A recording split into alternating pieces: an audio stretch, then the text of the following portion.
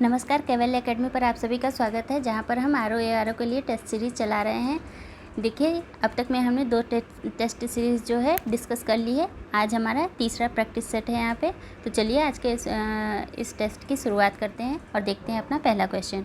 पहला क्वेश्चन दिया हुआ है, टीपू सुल्तान से संबंधित कथनों पर विचार कीजिए, फिर कूट से सही विकल्प का चयन कीजिए। ठीक है, पहला दिया हुआ है कथन, श्रीरंगपट्टनम में उसने एक स्वतंत्रता वृक्ष लगवाया। ठीक है, दूसरा दिया हुआ है, मराठा आक्रमण से क्षतिग्रस्त हुए श्रृंगेरी के मंदिर और शारदा देवी की मूर्ति की पुनर्स्थापना के लिए धन दिया। और तीसरा दिया हुआ है, अपनी सेना को आधुनिक ढंग से प्रशिक्षित करने हेतु उसने अंग्रेज अधिकारियों की नियुक्ति की। तो यहाँ पे कूट दिया हुआ है ए, और पहला दिया हुआ है ए व दो दोनों सही है, ए व दो दोनों सही है। और दूसरा दिया हुआ है एक व तीन सही है। तीसरा दिया हुआ है 2 व 3 सही है। और डी दिया है 1 2 3 तीनों सही हैं। ठीक है, चलिए कथन की ओर चलते हैं। टीपू सुल्तान से रिलेटेड है। ठीक है, तो पहला दिया हुआ है, श्रीरंगपट्टनम में उसने एक स्वतंत्रता का वृक्ष लगवाया, ये सही विकल्प है। ठीक है, तो ये पहला हमारा सही हो जाएगा। दूसरा दिया है, मराठा आक्रमण से क्षतिग्रस्त हुए श्रृंगेरी मंदिर और शारदा देवी की मूर्ति की पुनर्स्थापना के लिए धन दिया है, ये भी सही है। ठीक है, अब जो तीसरा कथन दिया हुआ है, अपनी सेना को आधुनिक ढंग से प्रशिक्षित करने हेतु उसने अंग्रेज अधिकारियों की नियुक्ति की। ठीक है, तो यहाँ पे हम जानते हैं कि उसने अंग्रेज अधिकारियों की नहीं बल्कि फ्रांसीसियों की नियुक्ति की थी। ठीक है, टीपू सुल्तान जो है वो फ्रांस से रिलेशन रखा था, उसका जो रिलेशन था वो फ्रांस से था। तो यहाँ पे हमारा तीसरा जो है वो गलत हो गया। तो क्या हो गया, केवल 1 और 2 सही हैं। तो यहाँ पे हमारा आंसर हो जाएगा ए। ठीक है, ये सही है। चलिए अगले क्वेश्चन पे चलते हैं और देखते हैं अपना अगला क्वेश्चन क्या है। दूसरा क्वेश्चन हमारा दिया हुआ है, वह कौन सा जाट नेता था जो पानीपत के तीसरे युद्ध में मराठा सेनापति सदाशिवराव भाऊ को सहयोग देने के लिए सेना लेकर आ गया था, लेकिन मराठों ने उनसे सहायता नहीं ली। ए जवाहर सिंह, बी बदन सिंह, सी चूड़ामल और डी सूरजमल। ठीक है, तो हमने ऑलरेडी इससे पहले प्रैक्टिस सेट में डिस्कस कर लिया था कि पानीपत का तृतीय युद्ध कब हुआ था, 1761 में। ठीक है, अब चलिए देख लेते हैं कि किसने जो है सहायता के लिए, मतलब कौन गया था जाट नेता। ठीक है, तो जो सूरजमल थे हमारे, ऑप्शन डी जो दिया हुआ है ये सही हो जाएगा। ठीक है, 1756 में ये जो है उत्तराधिकारी बने थे जाटों के। ठीक है, इन्होंने जो है अपनी सेना का सहयोग देने के लिए पानीपत के तृतीय युद्ध में गए थे सदाशिवराव भाऊ के पास, लेकिन इन्होंने जो है वो मना कर दिया। ठीक है, चलिए आगे चलते हैं। मना करने का परिणाम उन्हें भुगतना पड़ा। चलिए नेक्स्ट पे चलते हैं। उत्तर प्रदेश के फतेहपुर जनपद में विद्रोह का नेतृत्व किसने किया था? ए खान बहादुर खान, बी लियाकत अली, सी अजीमुल्ला, डी अमर सिंह।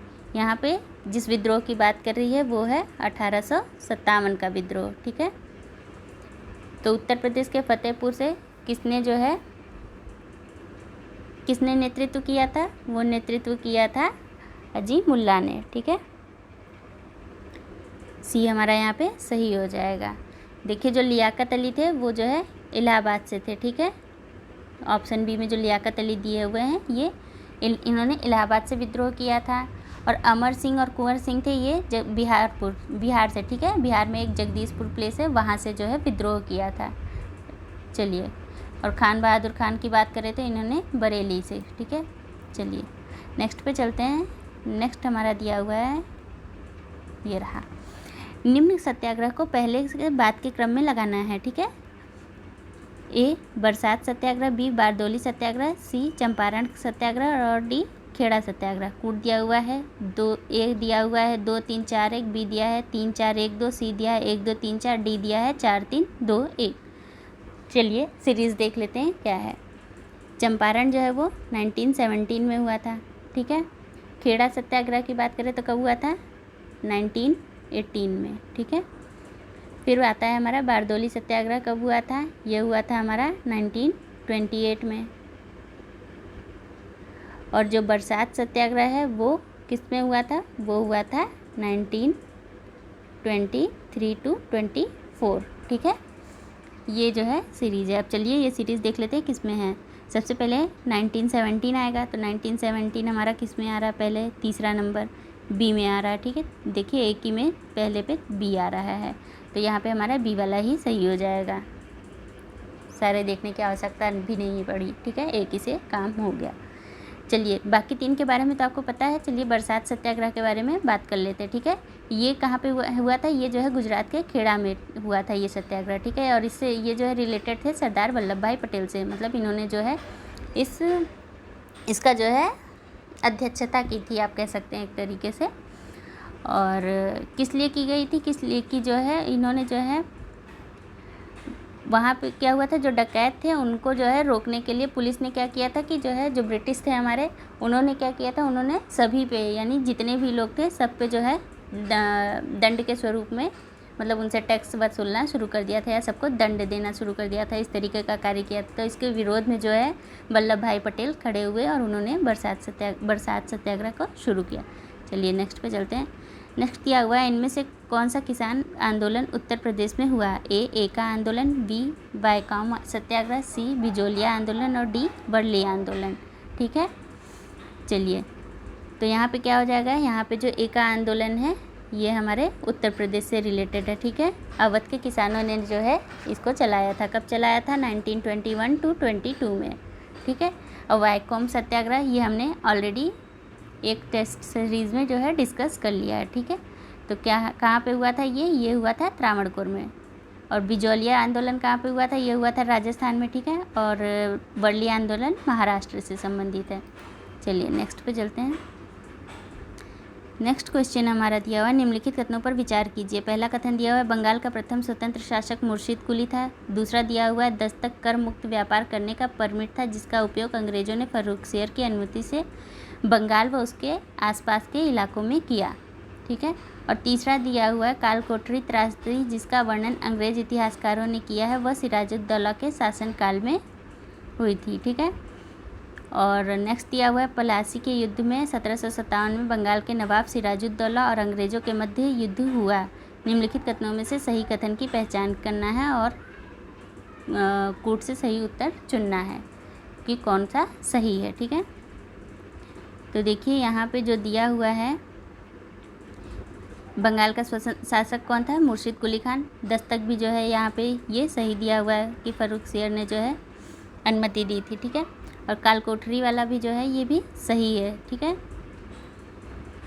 नेक्स्ट हमारा दिया हुआ है, पलासी के युद्ध की बात कर रहा है तो ये भी सही है। तो यहाँ पे हमारे तीनों स्टेटमेंट सही है, तो यहाँ पे ऑप्शन सी हमारा सही हो जाएगा कि सभी सही है।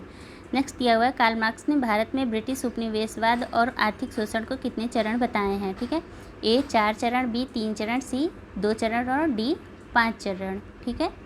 तो इसने जो है वो 3 चरण बताए हैं, ठीक है। कार्ल मार्क्स ने उपनिवेशवाद और आर्थिक शोषण के 3 चरण कौन कौन से हैं? पहला है वाणिज्यिक चरण, ठीक है। और दूसरा है औद्योगिक मुक्त व्यापार चरण और तीसरा है वित्तीय पूंजीवाद, ठीक है, जो कि 1860 के बाद शुरू होता है। नेक्स्ट पे चलते हैं। नेक्स्ट दिया हुआ है, भारत में रेलवे की स्थापना किस गवर्नर जनरल के समय में की गई थी? ए है विलियम बेंटिक, सी है लॉर्ड डलहौजी, ए है विलियम बेंटिक, बी दिया हुआ है लॉर्ड डलहौजी, सी दिया है कर्जन और डी दिया है लॉर्ड वेलेजली। तो हम सभी जानते हैं कि जो डलहौजी है उसके समय में भारत में रेलवे की स्थापना की गई थी, ठीक है। कब की गई थी? ये की गई थी 1846 में। और जो हम जानते हैं कि पहली जो रेलवे लाइन चलाई गई थी, वो जो ट्रेन चलाई गई थी कब चलाई गई थी? 1853 में, ठीक है, मुंबई टू ठाणे। चलिए नेक्स्ट पे चलते हैं। नेक्स्ट दिया हुआ है, कौन भारत की प्रति व्यक्ति आय के अनुमान से नहीं जुड़ा है? ए दादा भाई नौरोजी, बी लॉर्ड कर्जन, सी VKRV राव और सी और डी रजनी पामदत्त। तो जो रजनी पामदत्त हैं इन्होंने इंडियन इकोनॉमी पे बुक तो लिखी है लेकिन उसमें जो है प्रति व्यक्ति आय की बात नहीं की है, ठीक है। बाकी 3 जो है वो इससे जुड़े हुए हैं, यानी प्रति व्यक्ति आय की बात उन्होंने की है। जो दादा भाई नौरोजी हैं उन्होंने तो सबसे पहले ही बताया था, ठीक है। और जो VKRV राव हैं इन्होंने जो है साइंटिफिक तरीके से जो है प्रति व्यक्ति आय को निकाला था। दादा भाई नौरोजी ने तो यूं ही आकलन किया था, लेकिन VK राव ने जो है साइंटिफिकली प्रूफ करके इसे बताया था। चलिए नेक्स्ट पे चलते हैं। नेक्स्ट दिया हुआ है, 1867 ईस्वी में किस प्रदेश में पड़े भयंकर अकाल को आपदा का महासागर कहा जाता है? ए बंगाल, बी उड़ीसा, सी कर्नाटक और डी तमिलनाडु, ठीक है। यहाँ पे 1867 में बता रहा है, ऑलरेडी हमें डेट दिया हुआ है। तो कहाँ पर पड़ा था, ये पड़ा था उड़ीसा में, ठीक है। इसमें जो है बहुत सारे लोग मर गए थे, इसलिए जो है इसे आपदा का महासागर कहा गया। चलिए नेक्स्ट पे चलते हैं। नेक्स्ट दिया हुआ निम्नलिखित घटनाओं को पहले से बाद के क्रम में लगाना है, क्रोनोलॉजिकल ऑर्डर में हमें अरेंज करना है। ए दिया है पूना समझौता, बी दिया है व्यक्तिगत सत्याग्रह, सी दिया है तीसरा गोलमेज सम्मेलन, और 4 दिया हुआ है गांधी इरविन समझौता। फूड दिया हुआ है यहाँ पे, ए दिया है 4-1-3-2, ठीक है। बी दिया हुआ है 3-4-1-2, सी दिया है 3-4-2-1 और डी दिया है 2-1-3-4। चलिए देख लेते हैं, पेन ले लेते हैं। गांधी इरविन समझौता कब हुआ था, ये हुआ था 5 मार्च 1931 को, ठीक है। और फिर यहाँ पे आता है हमारा सेकंड नंबर पे, ये तो हमारा पहले नंबर पे हो गया। सेकंड नंबर पे आता है पूना पैक्ट, ठीक है। पूना पैक्ट कब हुआ था, ये हुआ था 26 सितंबर 1932 में, ठीक है। ये एस यानी सितंबर। तीसरा फिर आता है हमारा गोलमेज सम्मेलन, ठीक है। जो तीसरा गोलमेज सम्मेलन है ये यहाँ पे भी तीसरे नंबर पे ही है। कब हुआ था, ये हुआ था हमारा 17 नवंबर, एन से नवंबर रख लीजिए, और 1932 में। और फिर आता है लास्ट में व्यक्तिगत सत्याग्रह, ये कब हुआ था, ये हुआ था अक्टूबर, ओ से अक्टूबर, और कब हुआ था 1940 में, ठीक है। तो कुछ इस तरीके से हमारा सेट है। तो गांधी इरविन समझौता यानी 4 हमारा पहले नंबर पे आ रहा है, ये एक ही में दिया हुआ है। तो क्या हो जाएगा यहाँ पे हमारा 11 क्वेश्चन का आंसर ए सही हो जाएगा, ठीक है। चलिए अगले पे चलते हैं। अगला दिया हुआ है भारत छोड़ो आंदोलन के दौरान प्रमुख स्वतंत्रता सेनानी और उनको जिस जेल में रखा गया उससे संबंधित गलत युग्म की पहचान करनी है। ए दिया है महात्मा गांधी को आगा खान पैलेस पुणे जेल में रखा गया, ठीक है। नेक्स्ट दिया हुआ है जवाहरलाल नेहरू को आगा खान पैलेस में रखा गया यानी पुणे की जेल में। राजेंद्र प्रसाद को दिया हुआ है बांकीपुर जेल पटना में रखा गया, और डी दिया सरोजनी नायडू को आगा खान पैलेस पुणे में रखा गया है, ठीक है। तो यहाँ पे कौन सा सही है, कौन सा गलत पूछा हुआ है, यानी आंसर के हिसाब से हमारा कौन सा सही है, वो है हमारा ऑप्शन बी जवाहरलाल नेहरू। इन्हें आगा खान पैलेस में नहीं रखा गया था, बल्कि इन्हें अहमदनगर महाराष्ट्र की जेल में रखा गया था, ठीक है, अहमदनगर में। बाकी 3 जो है वो सही हैं। चलिए नेक्स्ट पे चलते हैं। नेक्स्ट दिया हुआ है बुक्सा जनजाति उत्तर प्रदेश में किस जनपद में पाई जाती है। ए सोनभद्र, बी ललितपुर, सी बिजनौर और डी बलिया में। तो बुक्सा जनजाति जो है वो कहाँ पाई जाती है, ये पाई जाती है बिजनौर में, ठीक है। सी हमारा यहाँ पे सही हो जाएगा। चलिए नेक्स्ट पे चलते हैं। नेक्स्ट दिया हुआ उत्तर प्रदेश सरकारी रिकॉर्ड के अनुसार सूचीबद्ध अनुसूचित जनजातियों की संख्या है। ए 12, बी 13, सी 10 और डी 16।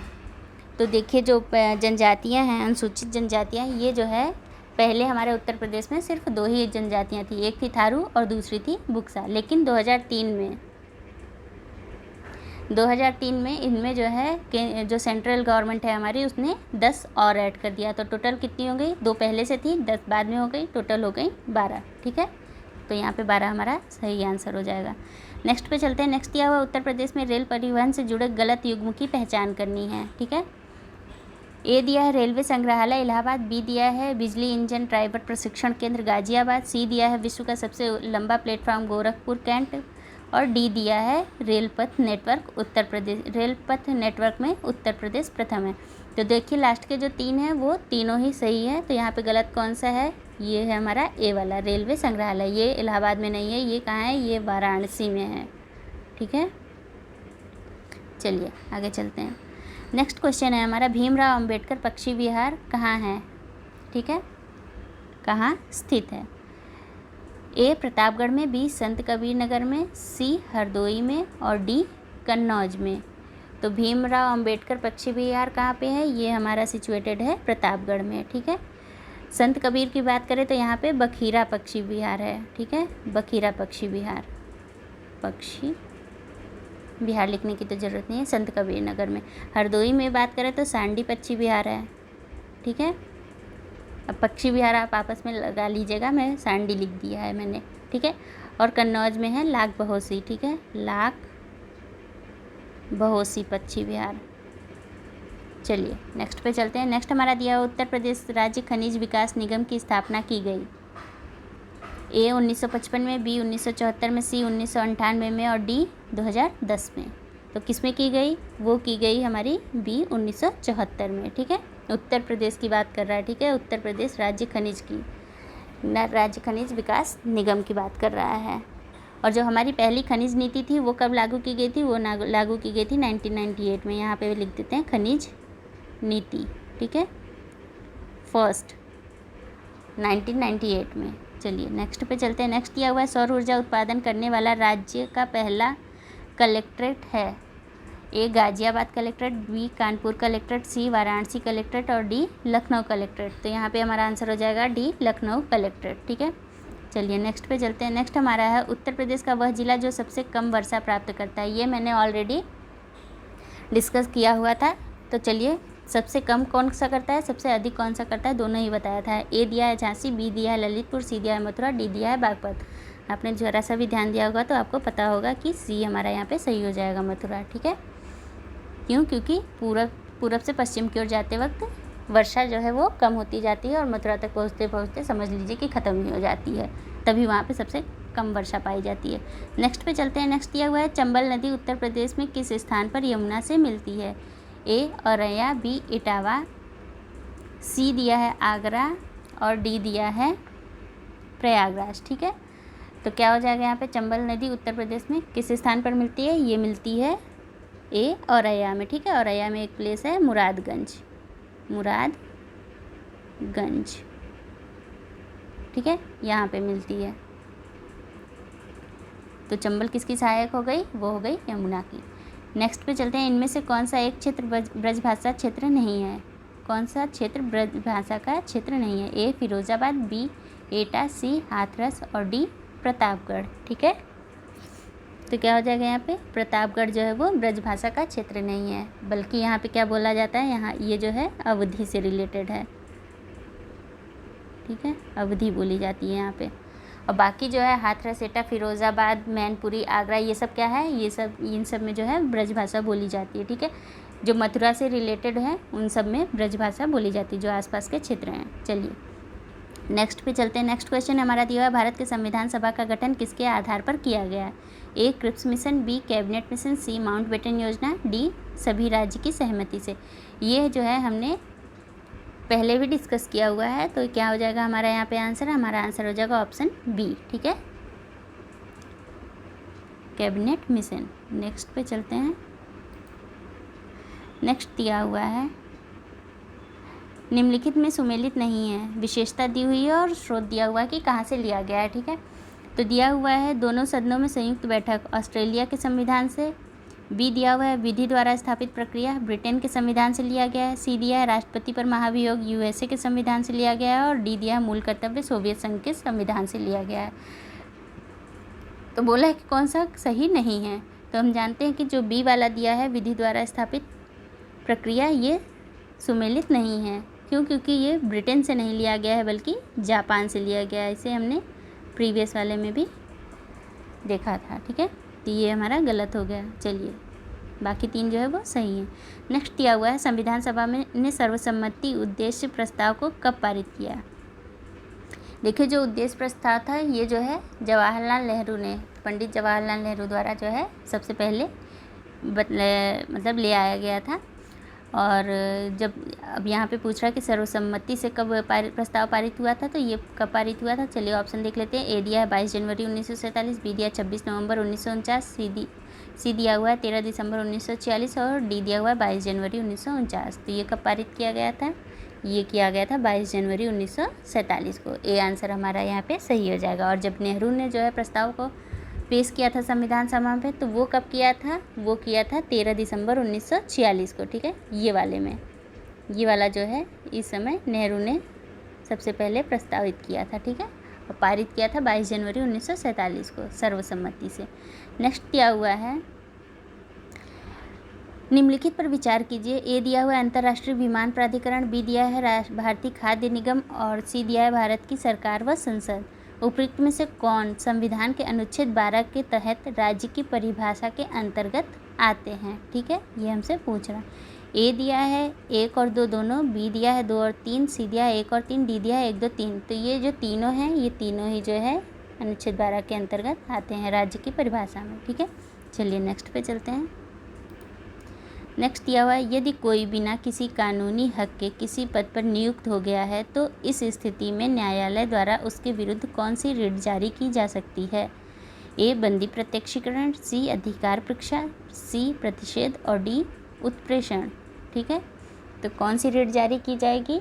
ये रिट जो है वो अधिकार परीक्षा रिट जो है वो जारी की जाएगी। कौन जारी करता है? ये जो है उच्च न्यायालय। ठीक है, उच्चतम नहीं, उच्च न्यायालय यानी हाई कोर्ट जारी करता है। ठीक है, HC जो है, और इसका जो है किसके तहत जारी करता है ये रिट? वो जो है 226 के तहत जारी करता है। ठीक है, चलिए नेक्स्ट पे चलते हैं।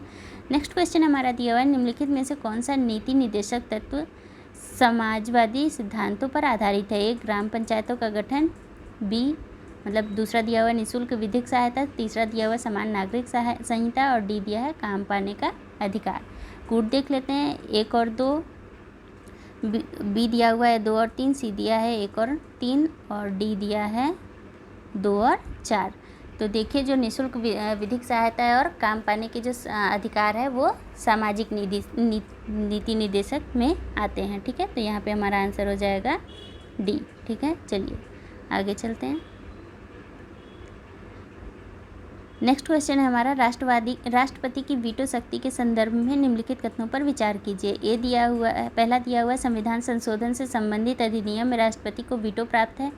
दूसरा दिया हुआ साधारण विधेयक को यह अस्वीकार कर सकता है, यानी धन विधेयक की यहाँ पे बात नहीं हो रही है, साधारण विधेयक की बात हो रही है। ठीक है, अस्वीकार कर सकता है। और तीसरा दिया हुआ है राष्ट्रपति धन विधेयक को अपने पास लंबित नहीं रख सकता। ठीक है, तो यहाँ पे क्या हो जाएगा हमारा? कूट देख लेते हैं। ए दिया है 1 और 2, बी दिया है 2 और 3, सी दिया है 1 और 3 और डी दिया है 1 2 3। ठीक है, उपयुक्त में से पूछा है कौन सा सही है, तो यहाँ पे हमारा सही है 2 और 3। ठीक है, बी वाला हमारा यहाँ पे आंसर सही हो जाएगा। देखिए जब संविधान 24वां संविधान संशोधन करके जो है राष्ट्रपति को क्या कहते हैं, ये मतलब उसे एक तरीके से बांध दिया गया है कि वो जो है अपनी स्वीकृति जो है वो प्रदान करेगा ही। ठीक है, संविधान संशोधन को, उसे वीटो प्राप्त नहीं है इस चीज़ की। नेक्स्ट पे चलते हैं। नेक्स्ट दिया हुआ है, उपराष्ट्रपति का पद रिक्त होने पर कितने दिनों के भीतर चुनाव कराने का प्रावधान है? ए दिया है 6 माह, बी दिया है 3 माह, सी दिया है 1 वर्ष, डी दिया है कोई समय सीमा निश्चित नहीं है। देखिए जो हमारा अनुच्छेद 68 का पार्ट 2 है, पार्ट 2 नहीं कहेंगे, जो अनुच्छेद हमारा 68 का दूसरा वो है, उसमें जो है दिया है कि जब उपराष्ट्रपति का पद खाली हो तो उसे यथाशीघ्र भरना है, उसकी कोई निश्चित सीमा नहीं दी गई, जितनी जल्दी हो सके उसे फिल करना है। ठीक है, चलिए नेक्स्ट पे चलते हैं। नेक्स्ट दिया हुआ है, निम्नलिखित में से सुमेलित नहीं है। ए राज्य का महाधिवक्ता,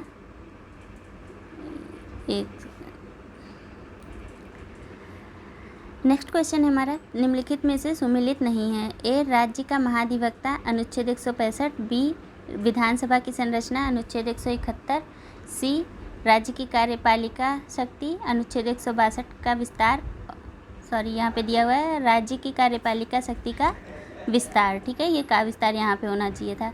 और डी दिया हुआ है राज्य की कार्यपालिका शक्ति। तो यहाँ पे हमसे पूछा कौन सा सुमेलित नहीं है। ठीक है, तो यहाँ पे जो है हमारा ऑप्शन बी जो है वो सुमेलित नहीं है, इसे हमने पहले भी डिस्कस किया हुआ था। ठीक है, क्यों? क्योंकि चलिए देख लेते हैं जो विधानसभा की संरचना है।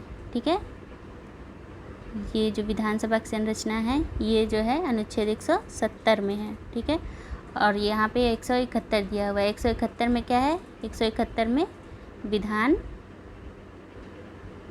परिषद की बात की गई है। ठीक है, ठीक है, इसलिए जो है ये सही नहीं है, सुमेलित नहीं है। बाकी जो राज्य का महाधिवक्ता है वो अनुच्छेद 165 में हो गया, राज्य की कार्यपालिका शक्ति का विस्तार जो है वो अनुच्छेद 162 में हो गया, और राज्य की कार्यपालिका शक्ति वो अनुच्छेद 154 में हो गया। नेक्स्ट पे चलते हैं। नेक्स्ट हमारा दिया हुआ निम्नलिखित पर विचार कीजिए। ए प्रारंभिक क्षेत्राधिकार दिया हुआ है, 2 दिया हुआ है अपीलीय क्षेत्राधिकार, ये वी नहीं है पी है। ठीक है, अपीलीय क्षेत्राधिकार, और सी दिया हुआ है अभिलेखीय न्यायालय की शक्ति और डी दिया हुआ है रिट संबंधी अधिकार। उपयुक्त में से कौन सर्वोच्च न्यायालय के क्षेत्राधिकार में आते हैं? ठीक है, तो यहाँ पे दिया है प्रारंभिक, अपीली और अभिलेखीय न्यायालय की शक्ति। ठीक है, तो ये सभी जो है वो सर्वोच्च न्यायालय यानी सुप्रीम कोर्ट के अधिकार में आते हैं। ठीक है, चारों हमारे सही हो जाएंगे। चलिए नेक्स्ट पे चलते हैं।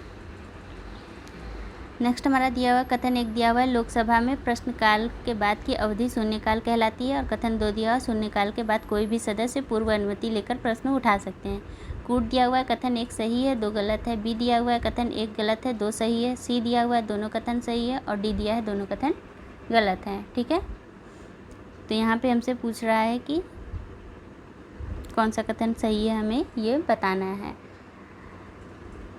तो चलिए देख लेते हैं। कथन 1 दिया है लोकसभा में प्रश्नकाल के बाद की अवधि शून्यकाल कहलाती है, ये जो है सही है हमारा। ठीक है, ये सही है। दिया है शून्यकाल में कोई भी सदस्य पूर्व अनुमति लेकर प्रश्न उठा सकता है। ठीक है, ये हमारा गलत है। प्रश्न उठा सकता है लेकिन उसके लिए पूर्व अनुमति की ज़रूरत नहीं है। ठीक है, वो डायरेक्टली प्रश्न उठा सकता है। तो एक कथन सही है और दूसरा गलत है। नेक्स्ट पे चलते हैं। नेक्स्ट हमारा दिया हुआ है निम्नलिखित में से कौन सुमेलित नहीं है? ए दिया हुआ है व्यापार वाणिज्य की स्वतंत्रता अनुच्छेद 301। बी दिया हुआ है अखिल भारतीय सेवाएं अनुच्छेद 312। और सी दिया हुआ है राष्ट्रीय अनुसूचित जाति आयोग अनुच्छेद 341। और डी दिया हुआ है संघ की राजभाषा 343। ठीक है, तो यहाँ पे कौन सा सुमेलित नहीं है हमसे पूछ रहा है। तो यहाँ पे जो राष्ट्रीय अनुसूचित जाति आयोग अनुच्छेद 341 दिया हुआ है ये सही नहीं है। क्यों? क्योंकि ये जो है 341 में नहीं बल्कि 338 में दिया गया है। ठीक है, अनुच्छेद 338 में। बाकी 3 जो है वो सही है। नेक्स्ट पे चलते हैं। नेक्स्ट हमारा दिया हुआ है कथन दिया है स्थानीय स्वशासन लोकतांत्रिक विकेंद्रीकरण के लिए लाया गया। ठीक है, कारण दिया हुआ है इसके माध्यम से शासन के सभी स्तरों पर जनता की भागीदारी सुनिश्चित करना। कूट दिया हुआ है एक कथन और कारण दोनों सही है, कारण कथन की सही व्याख्या करता है। बी दिया हुआ है कथन कारण दोनों सही है, कारण कथन की सही व्याख्या नहीं करता है। सी दिया हुआ है कथन सही है, कारण गलत है। और डी दिया है कथन गलत है, कारण सही है। ठीक है, तो चलिए देख लेते हैं। स्थानीय स्वशासन लोकतांत्रिक विकेंद्रीकरण के लिए लाया गया और इसके माध्यम से सभी स्तरों पर जनता की भागीदारी को बढ़ाया गया है। ठीक है, मतलब जनता पार्टिसिपेट करे, इसके लिए जो है स्थानीय स्वशासन को लाया गया है। चलिए ये जो है दोनों ही सही हैं। ठीक है, कथन और कारण जो है सही व्याख्या भी कर रहा है कथन की। नेक्स्ट दिया हुआ है निम्नलिखित पर विचार कीजिए। ए दिया हुआ नागालैंड, बी दिया है दूसरा दिया है त्रिपुरा, सी दिया है तीसरा दिया है अरुणाचल प्रदेश और चौथा दिया है मिजोरम। उपयुक्त में से किन राज्यों में पंचायती राज के प्रावधान लागू नहीं है ये पूछ रहा है। ठीक है, तो यहाँ पे दिया हुआ है ए दिया हुआ है 1 और 2, बी दिया है 2 और 3, सी दिया है 1 और 4 और डी दिया है 1 और 4। कहाँ पे प्रावधान लागू नहीं है?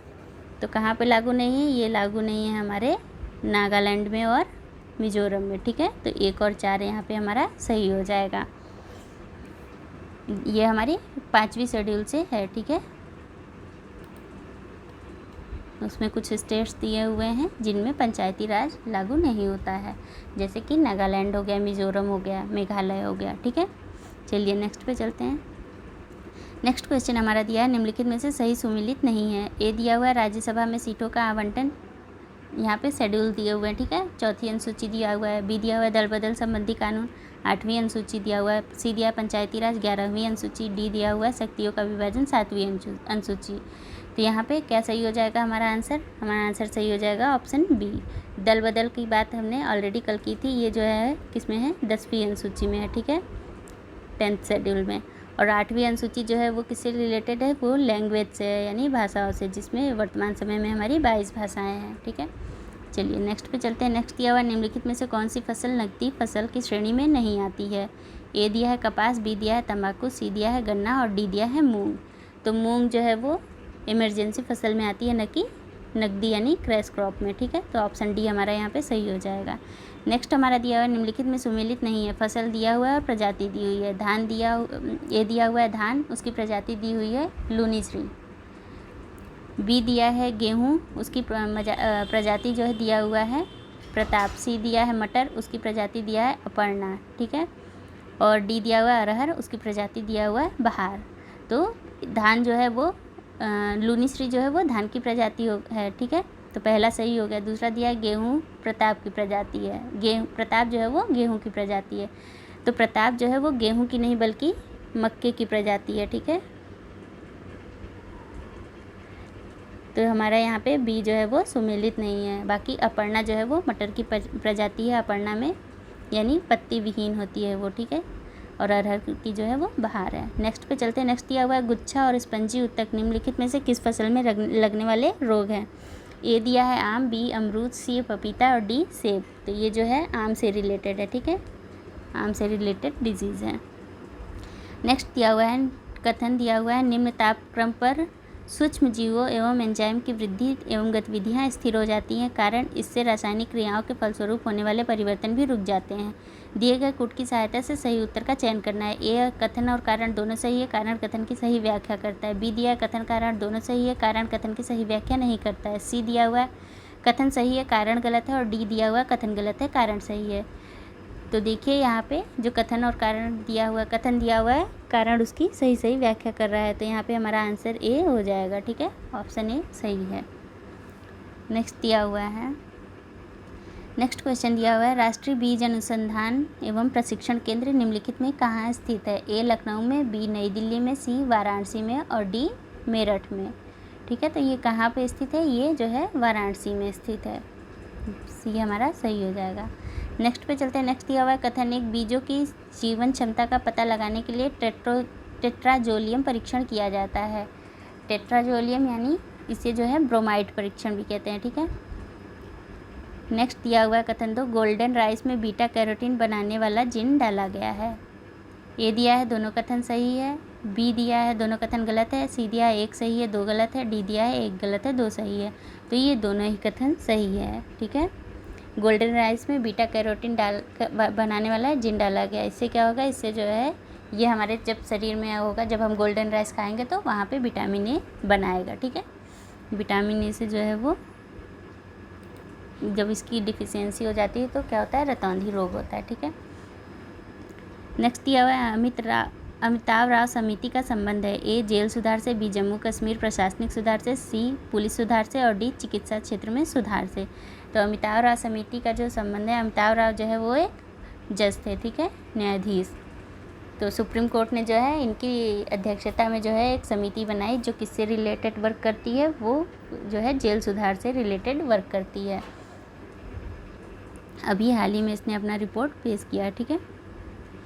नेक्स्ट दिया हुआ है निम्नलिखित में से मायादेई नदी जल विवाद से कौन कौन से राज्य संबंधित है। ए गोवा, 2 तेलंगाना, 3 महाराष्ट्र, सी चौथा दिया है आंध्र प्रदेश, पाँचवा दिया है कर्नाटक, छठवा दिया है छत्तीसगढ़।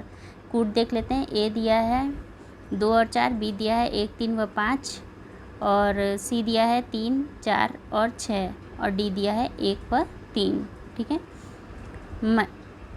मायादेई नदी को क्या बोलते हैं, मांडवी नदी भी बोलते हैं, ठीक है। ये गोवा की प्रमुख नदी है, ये गोवा से रिलेटेड है। तो एक तो पहली तो पता चल गई कि गोवा हो गया इसमें, ठीक है। दूसरी है महाराष्ट्र और तीसरी है कर्नाटक, ठीक है। इन तीनों स्टेट से ये संबंधित है। तो हमारा आंसर क्या हो जाएगा, ऑप्शन बी हमारा सही हो जाएगा, 1, 3 और 5। नेक्स्ट दिया हुआ है सत्य कथन पहचानिए। ए दिया है IQ एयर विजुअल द्वारा जारी विश्व वायु रिपोर्ट 2019 में सबसे खराब गुणवत्ता वाले 30 वैश्विक शहरों में से 12 भारत के हैं। दूसरा दिया हुआ इस रिपोर्ट के अनुसार गाजियाबाद पूरे विश्व में सबसे खराब गुणवत्ता वाला शहर है, ठीक है। चलिए देख लेते हैं ऑप्शन। ए दिया है केवल 1 सही है, बी दिया है केवल 2 सही है, सी दिया है 1 व 2 दोनों सही है और डी दिया है न तो 1 न तो 2, ठीक है। तो यहाँ पे क्या दिया हुआ है, यहाँ पे हमारा क्या सही हो जाएगा, यहाँ पे हमारा सही हो जाएगा। कथन देख लेते हैं। कथन जो है पहला जो दिया हुआ है वहाँ पे 30 में से 12 नहीं बल्कि 21 शहर जो है वो भारत के हैं, ठीक है। और दूसरा कथन यहाँ पे जो है वो सही है। तो हमारा आंसर क्या हो जाएगा, आंसर हो जाएगा हमारा यहाँ पे केवल 2 यानी बी वाला। नेक्स्ट पे चलते हैं। नेक्स्ट दिया हुआ है निम्नलिखित में से कौन सुमेलित है। पहला दिया हुआ है ऑस्कर 2020 में सर्वश्रेष्ठ फिल्म पुरस्कार पैरासाइट को मिला है। दूसरा दिया हुआ है नवनियुक्ति केंद्रीय सतर्कता आयुक्त विमल जुल्का है। तीसरा दिया है world game athlete of the year 2019 Rani Rampal. Rani Rampal जो है वो महिला हॉकी टीम की जो है वो कैप्टन है, ठीक है। तो यहाँ पे देख लेते हैं ऑप्शन। ए दिया हुआ है 1 और 2, बी दिया है 2 और 3, सी दिया है 1 और 3, डी दिया है 1 2 3। तो हमारा यहाँ पे आंसर क्या हो जाएगा? यहाँ पे हमारा आंसर हो जाएगा 1 और 3 जो है वो सुमेलित हैं, ठीक है, यानी ऑप्शन सी। देखिए जो नवनियुक्त केंद्रीय सतर्कता आयुक्त यानी जो सतर्कता आयुक्त बनाया गया है वो किसे बनाया गया है? वो बनाया गया है संजय कोठारी को, ठीक है, संजय कोठारी। और जो विमल जुल्का है इन्हें जो है मुख्य सूचना आयुक्त बनाया गया है,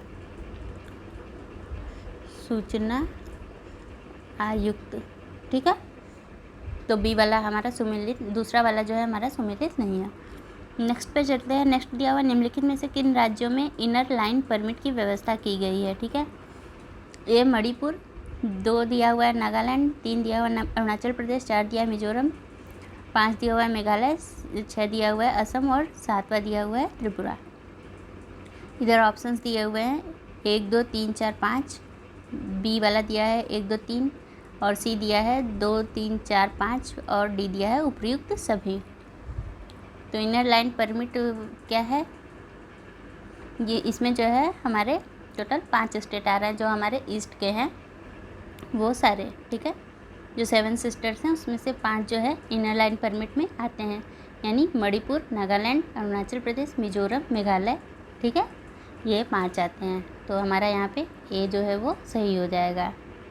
देखिए इनर लाइन परमिट क्या है? वो जो है एक तरीके का डॉक्यूमेंट है जो इस एरिया में जाने पे अगर कोई व्यक्ति इस एरिया में जाना चाहता है तो उसे सरकार से पहले इसके लिए परमिशन लेनी पड़ती है। सरकार जो है वो डॉक्यूमेंट जारी करती है, उसके बाद ही वो व्यक्ति निश्चित समय के लिए ही उस क्षेत्र में जा सकता है। चलिए नेक्स्ट पे चलते हैं।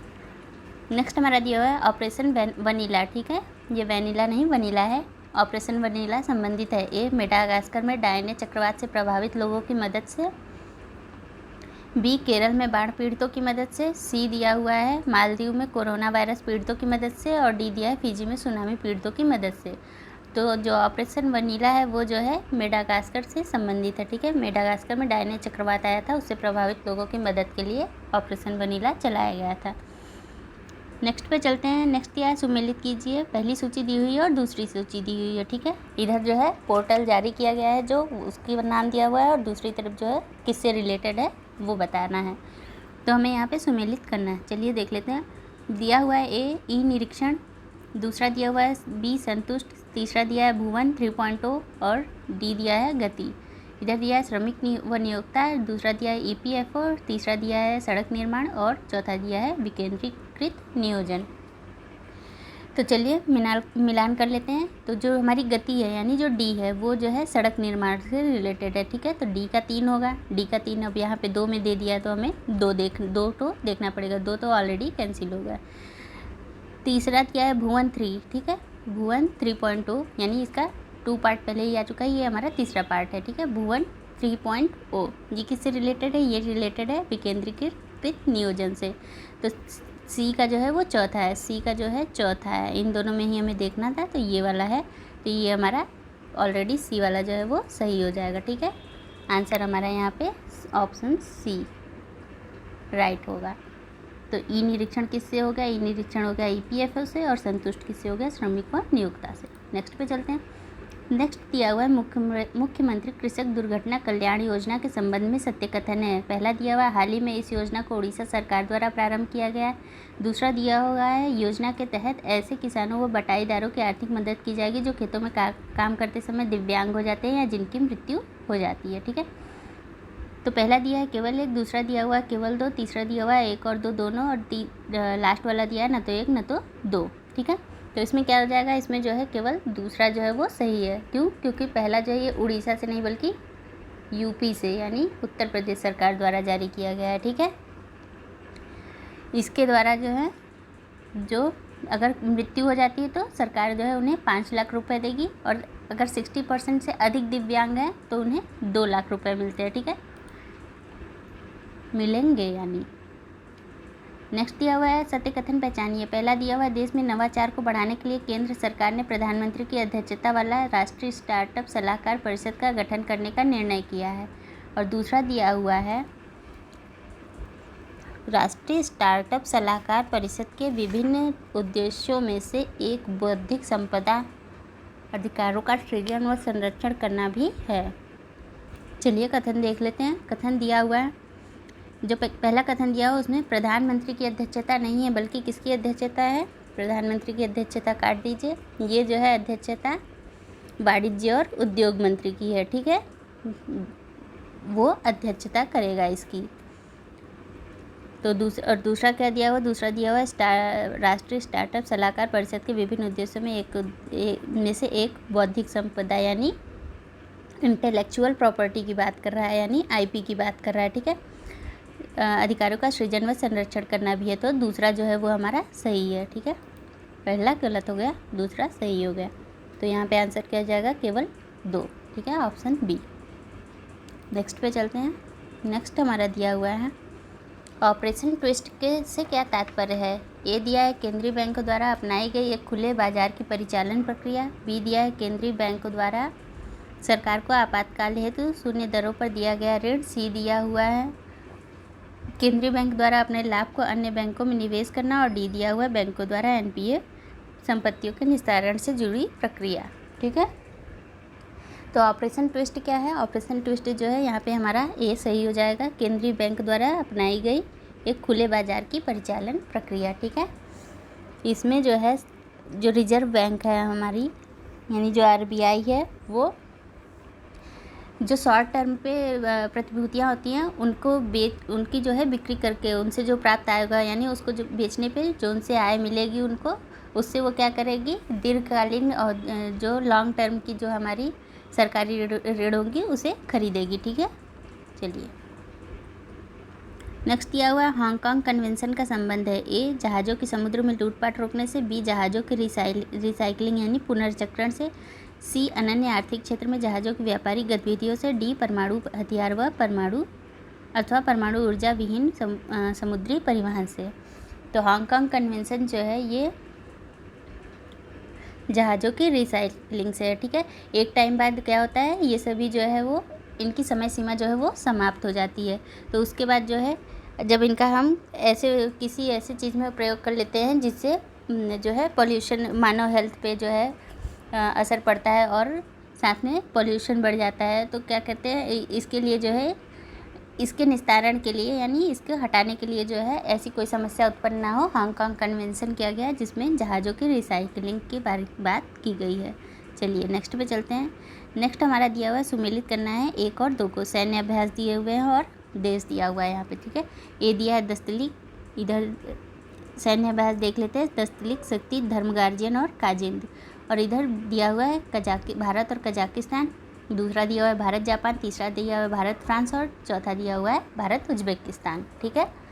तो जो काजिंद है वो भारत और कजाकिस्तान का हो जाएगा, ठीक है। काजिंद जब आप इसे लिखेंगे कुछ इस तरीके से शायद लिखा जाता है काजिंद, ठीक है। ये हो गया कजाकिस्तान और ये हो गई इंडिया, ठीक है, काजिंद। इस तरीके से आप याद रख लीजिएगा। डी का हो जाएगा पहला, ठीक है। देख लेते हैं डी का पहला किस में दिया हुआ है, 2 में दिया हुआ है सी डी, यानी ए बी तो हमारे हट गए, अब हमें सी और डी में ही देखना है। चलिए दूसरा देखते हैं। दूसरा दिया हुआ है धर्म गार्जियन। धर्म गार्जियन किससे रिलेटेड है, ये जो है भारत और जापान से रिलेटेड है, ठीक है। सी का दिया है दूसरा, सी का दूसरा देखते हैं किस में दिया है, इसमें सी का दूसरा जो है सी वाले में दिया है। तो यहाँ पे हमारा आंसर क्या हो जाएगा, हमारा आंसर हो जाएगा सी वाला। चलिए देख लेते हैं बाकी 2 भी। दस्तलिक कहाँ का है, दस्तलिक जो है वो हो जाएगा हमारा भारत और उज्बेकिस्तान का, ठीक है। ए का चौथा हो जाएगा। अब बचता है हमारा शक्ति, ठीक है, और शक्ति के साथ कौन सा बचता है, भारत और फ्रांस। चलिए नेक्स्ट पे चलते हैं। नेक्स्ट हमारा दिया हुआ है मानव विकास सूचकांक के विषय में कौन सा कथन असत्य है बताना है, ठीक है। इस सूचकांक का प्रतिपादन बांग्लादेशी अर्थशास्त्री महबूब उल हक द्वारा किया गया। दूसरा दिया हुआ है इस सूचकांक का मान 0 से 10 के बीच होता है। और तीसरा दिया हुआ है इस सूचकांक को बनाने के लिए 3 आयामों स्वास्थ्य, शिक्षा व जीवन स्तर का उपयोग किया जाता है, ठीक है। तो देखते हैं कोड क्या दिया हुआ है हमारा, 1 और 2, दूसरा दिया हुआ है केवल 1, तीसरा दिया हुआ है सी दिया हुआ है केवल 2 और 3, और लास्ट वाला दिया है 1 2 3। ठीक है, चलिए ऊपर देख लेते कथन। सूचकांक का जो प्रतिपादन है वो महबूबा अल हक ने तो किया है, लेकिन वो बांग्लादेश के नहीं बल्कि पाकिस्तान के हैं। ठीक है, तो पहला तो हमारा गलत हो गया। दूसरा दिया हुआ है इस सूचकांक का मान 0 से 10 के बीच, नहीं 0 से 1 के बीच होता है, 10 नहीं होता। ठीक है, और लास्ट वाला जो है वो सही है हमारा, तो सिर्फ एक ही सही है। तो चलिए देखते हैं सिर्फ 3 किस में दिया हुआ है। यहाँ पे हमें कौन सा कथन असत्य है बताना है। ठीक है, तो 1 और 2 दोनों ही असत्य हैं, तो क्या हो जाएगा, ए हमारा सही हो जाएगा। ठीक है, चलिए नेक्स्ट पे चलते हैं। नेक्स्ट दिया हुआ है सापेक्ष गरीबी को मापने हेतु निम्नलिखित में से किसका प्रयोग किया जाता है। ए लॉरेंज वक्र, बी लॉफर वक्र, सी गिनी गुणांक, और डी चौथा दिया है निर्धनता वक्र। तो इधर ABCD दिया हुआ है। ए देख लेते हैं, ए 1 व 4, बी दिया हुआ है 1 व 3, सी दिया है 2 व 4, और डी दिया हुआ है 1 3 और 4। ठीक है, तो सापेक्ष गरीबी किसके द्वारा नापी जाती है, ये मापी जाती है लॉरेंज वक्र और गिनी गुणांक द्वारा। ठीक है, 1 व 3 यहाँ पे हमारा सही हो जाएगा, यानी ऑप्शन बी हमारा सही हो जाएगा। जो निर्धनता रेखा है ये जो है किसे मापती है, ये मापती है निरपेक्ष गरीबी को। ठीक है, न कि सापेक्ष को।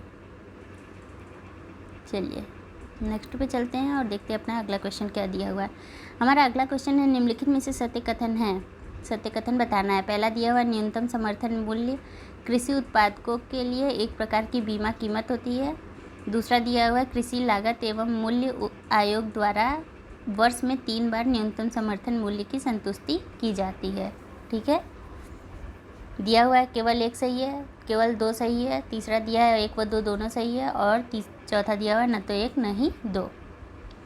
तो न्यूनतम समर्थन मूल्य, ठीक है, MSP की बात कर रहा है, मिनिमम सपोर्ट प्राइस लिख लीजिए, MSP ऐसे भी पूछ लेता है, मिनिमम सपोर्ट प्राइस। ठीक है, ये जो है पहला तो सही है। ठीक है, क्योंकि सरकार जो है एक फ़िक्स रेट कर देती है, किसी भी फसल की एक फ़िक्स रेट कर देती है, तो क्या हो जाता है किसानों को जो है इससे एक चीज़ संतुष्टि हो जाती है उन्हें एक तरीके से, कि उन्हें कम से कम इतनी प्राइस तो इसकी मिलेगी ही। ठीक है, और फिर नेक्स्ट दिया हुआ है कि कृषि लागत एवं मूल्य आयोग द्वारा वर्ष में 3 बार नहीं बल्कि 2 बार होता है। ठीक है, 2 बार जो है समर्थन मूल्य की संतुष्टि की जाती है। तो यहाँ पे क्या हो जाएगा, केवल 1 सही है, यानी ऑप्शन ए हमारा यहाँ पे सही हो जाएगा। नेक्स्ट पे चलते हैं। नेक्स्ट हमारा दिया है निम्नलिखित में से कौन परिमाणात्मक साख नियंत्रण का उपाय नहीं है। ए बैंक दर में परिवर्तन, बी खुले बाजार की क्रियाएं, सी दिया हुआ है नकद कोषों के अनुपात में परिवर्तन, और डी दिया है प्रत्यक्ष कार्रवाई। परिमाणात्मक साख का नियंत्रण का उपाय क्या नहीं है, प्रत्यक्ष कार्रवाई नहीं है। ठीक है, बाकी 3 जो है वो परिमाणात्मक साख से रिलेटेड है, जबकि प्रत्यक्ष कार्रवाई जो है वो गुणात्मक से रिलेटेड है। ठीक है, आई थिंक ऐसा क्वेश्चन हमारे प्रीवियस टेस्ट सीरीज़ में भी था। नेक्स्ट पे चलते हैं। नेक्स्ट दिया हुआ असत्य कथन पहचानिए। पहला दिया हुआ है जब किसी बैंक द्वारा वितरित ऋण हेतु मूलधन का अनुपात 120 दिन व ब्याज का भुगतान 280 दिनों तक रोक लिया जाता है तो वह गैर निष्पादित परिसंपत्ति मान लिया जाता है। गैर निष्पादित परिसंपत्ति यानी नॉन परफॉर्मिंग एसेट। ठीक है, NPA की बात हो रही है, नॉन परफॉर्मिंग एसेट मान लिया जाता है। दूसरा कथन दिया हुआ है बैंकों की निष्पादन योग्य परिसंपत्तियों का भुगतान जब 3 वर्षों तक नहीं किया जाता तो उसे घटिया या सब स्टैंडर्ड परिसंपत्ति मान लिया जाता है। ठीक है, तो यहाँ पे पूछा है कौन सा गलत है, केवल 1 गलत है, केवल 2 गलत है, सी दिया है 1 व 2 दोनों, और डी दिया है न तो 1 न ही 2। ठीक है, तो कौन सा गलत दिया हुआ है, चलिए देख लेते हैं। देखिए, जब कोई भी जो संपत्ति है वो NPA कब बन जाती है, वो तब बनती है जब वहाँ पे 180 दिन होता है, 120 दिन नहीं होता। मूलधन का भुगतान जो है 180 दिन, वह ब्याज का भुगतान कब तक के लिए 365 दिन, यानी लगभग 1 साल। ठीक है, 365 दिन तक रोक लिया जाता है, तब वो जो है NPA बन जाता है, यानी नॉन परफॉर्मिंग एसेट। बैंक को जो है ये डिक्लेयर करना पड़ जाता है, क्योंकि बैंक के पास भी पैसा तो तभी जाता है जब हम देते हैं, ठीक है। जब हम बैंक के पास नहीं देंगे, बैंक को लगता है कि जब हमने ऋण दिया है और हमने ऋण लिया है और ऋण नहीं चुकाया है, तो क्या होता है, बैंक को घाटा होने लगता है, ठीक है। तो जो उसने जो दिया रहता है पैसा, ऋण दिया रहता है, वो जो है नॉन परफॉर्मिंग एसेट मान लिया जाता है, ठीक है। मतलब अब उसे लगता है कि उसे वो वापस नहीं मिलने वाला है, कुछ इस तरीके से। और दूसरा दिया हुआ है कि बैंकों के निष्पादन योग्य परिसंपत्तियों का भुगतान 3 वर्षों तक नहीं बल्कि 2 वर्षों तक, ठीक है, 2 वर्षों तक नहीं किया जाता है, तब उसे घटिया या सब स्टैंडर्ड परिसंपत्ति मान लिया जाता है। तो यहाँ पे दोनों ही गलत है, तो हमारा ऑप्शन सी सही हो जाएगा। नेक्स्ट पे चलते हैं। नेक्स्ट दिया हुआ सही विकल्प का चुनाव कीजिए। एक कथन दिया हुआ, जेंडर बजटिंग के माध्यम से सरकार महिला सशक्तिकरण की दिशा में महत्वपूर्ण कार्य कर सकती है। कारण दिया हुआ कथन का, जेंडर बजट में महिला व पुरुषों के लिए अलग अलग धनराशि की व्यवस्था की जाती है। चलिए देख लेते हैं इसका क्या दिया। ए दिया है, कथन ए व कारण आर दोनों सही है, वह आर ए की सही व्याख्या करता है, ठीक है। बी दिया हुआ है, कथन ए और कारण दोनों ही सही हैं किंतु आर ए की सही व्याख्या नहीं करता है। सी दिया है, कथन ए सही है वह कारण आर गलत है। और डी दिया है, कथन ए गलत है वह कारण आर सही है, ठीक है। तो यहाँ पे जो हमारा कथन है वो तो हमारा सही है, यानी ए जो है वो सही है, लेकिन जो कारण है वो गलत है। जेंडर बजट जो है वो महिलाओं के द्वारा मतलब महिलाओं को से ही जुड़ा हुआ है, ठीक है, उनके विकास, उनके सशक्तिकरण के लिए और उनकी सेफ्टी से जुड़ा हुआ है। नेक्स्ट दिया हुआ है, निम्नलिखित में से कौन भुगतान संतुलन के पूंजी खाते से संबंधित नहीं है। ए निजी भुगतान, बी स्वर्ण का आदान प्रदान, सी सरकारी ऋण और डी प्रवासियों द्वारा प्रेषित गई राशि। तो जो प्रवासियों द्वारा प्रेषित राशि यानी जो भेजी गई राशि है वो जो है भुगतान संतुलन के पूंजी खाते से संबंधित नहीं है। नेक्स्ट पे चलते हैं। नेक्स्ट दिया हुआ सत्य कथन है। पहला है अंतर्राष्ट्रीय वित्त आयोग, ठीक है, IOC की बात कर रहा है, सदस्य देशों के निजी उद्यमों में सरकार की गारंटी होने पर निवेश करता है, ठीक है। दूसरा दिया हुआ है, अंतर्राष्ट्रीय विकास संघ विकासशील देशों को अल्पकालीन सुलभ ऋण प्रदान करता है।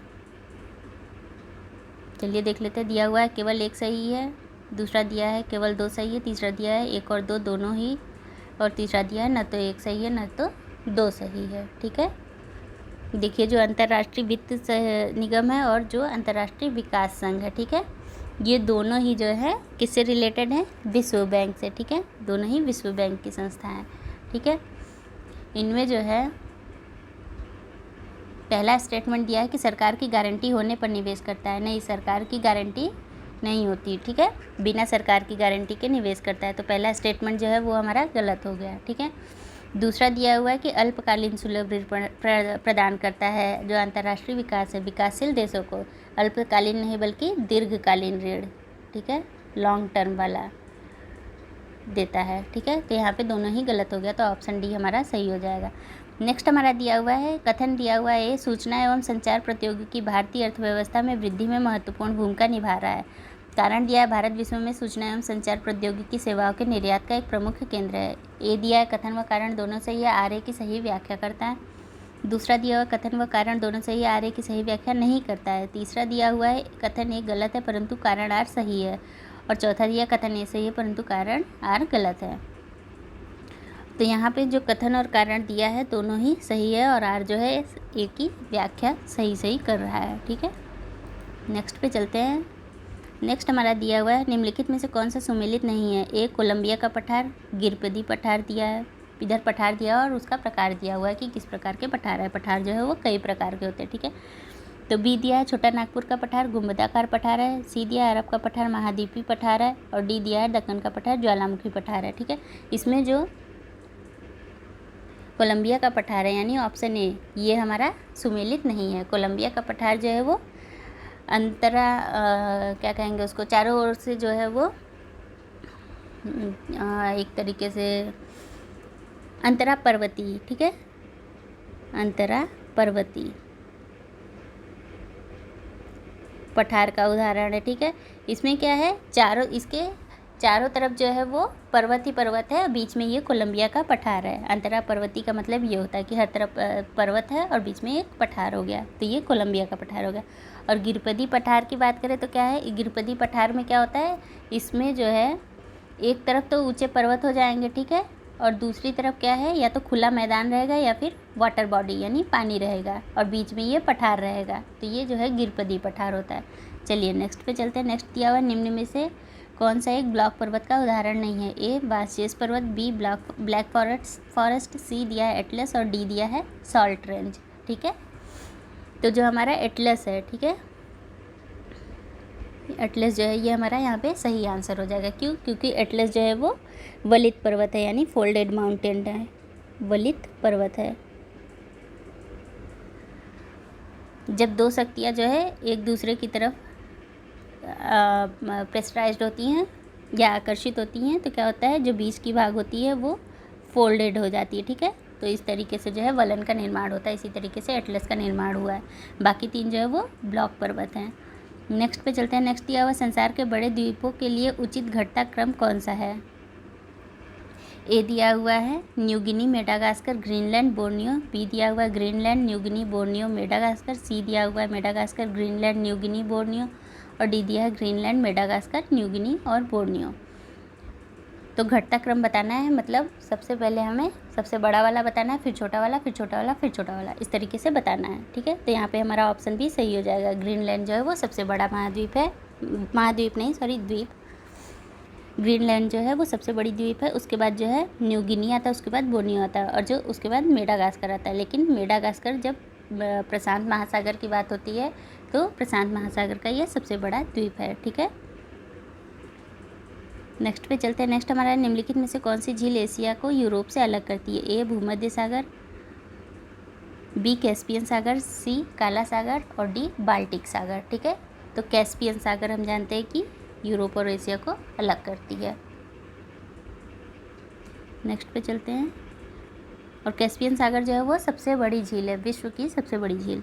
नेक्स्ट पे चलते हैं। नेक्स्ट दिया हुआ चीन का लोएस्ट मैदान निम्न में से किसके द्वारा निर्मित है? ए नदी द्वारा, बी हिमानी द्वारा, सी सागरी जल द्वारा और डी पवन द्वारा। चीन के लोएस्ट की बात कर रहा है। लोएस्ट मैदान जो है, या ये भी पूछ लेता है कि लोएस्ट मैदान कहाँ है, तो वो आपको पता होना चाहिए कि वो चीन में है। ठीक है, देखिए जो लोएस्ट मैदान होता है वो जो है पवन द्वारा निर्मित होता है। ठीक है, क्योंकि जो वायु जब हवा चलती है तो वो जो है अपने साथ महीन कणों को लेकर जाती है। ठीक है, जब वो एक टाइम आता है जब वो नहीं लेकर जा पाती है तो वो क्या करती है, उसे जो है मैदान में बिछा देती है, यानी जो समतल ज़मीन होती है उस पर बिछा देती है। ठीक है, तो छोटे छोटे महीन कणों का जो है दूर तक विस्तार हो जाता है, उसे ही लोएस्ट मैदान कहा गया है। ठीक है, चलिए नेक्स्ट पे चलते हैं। नेक्स्ट दिया हुआ है निम्न में से कौन सा सत्य नहीं है? ए जो है फ्लोरिडा, इधर जो है धारा दी हुई है, इधर दिया हुआ है कि गर्म है या ठंडी। धाराएँ दो प्रकार की होती है, एक गर्म होती है और एक ठंडी। ठीक है, तो चलिए देखते हैं। ए दिया है फ्लोरिडा की धारा गर्म जल धारा, बी दिया है बेंगुला की धारा ठंडी धारा, सी दिया है ओखटस की धारा गर्म जलधारा और डी दिया हुआ पश्चिम ऑस्ट्रेलिया की धारा ठंडी जलधारा। ठीक है, तो यहाँ पे जो हमारा सी है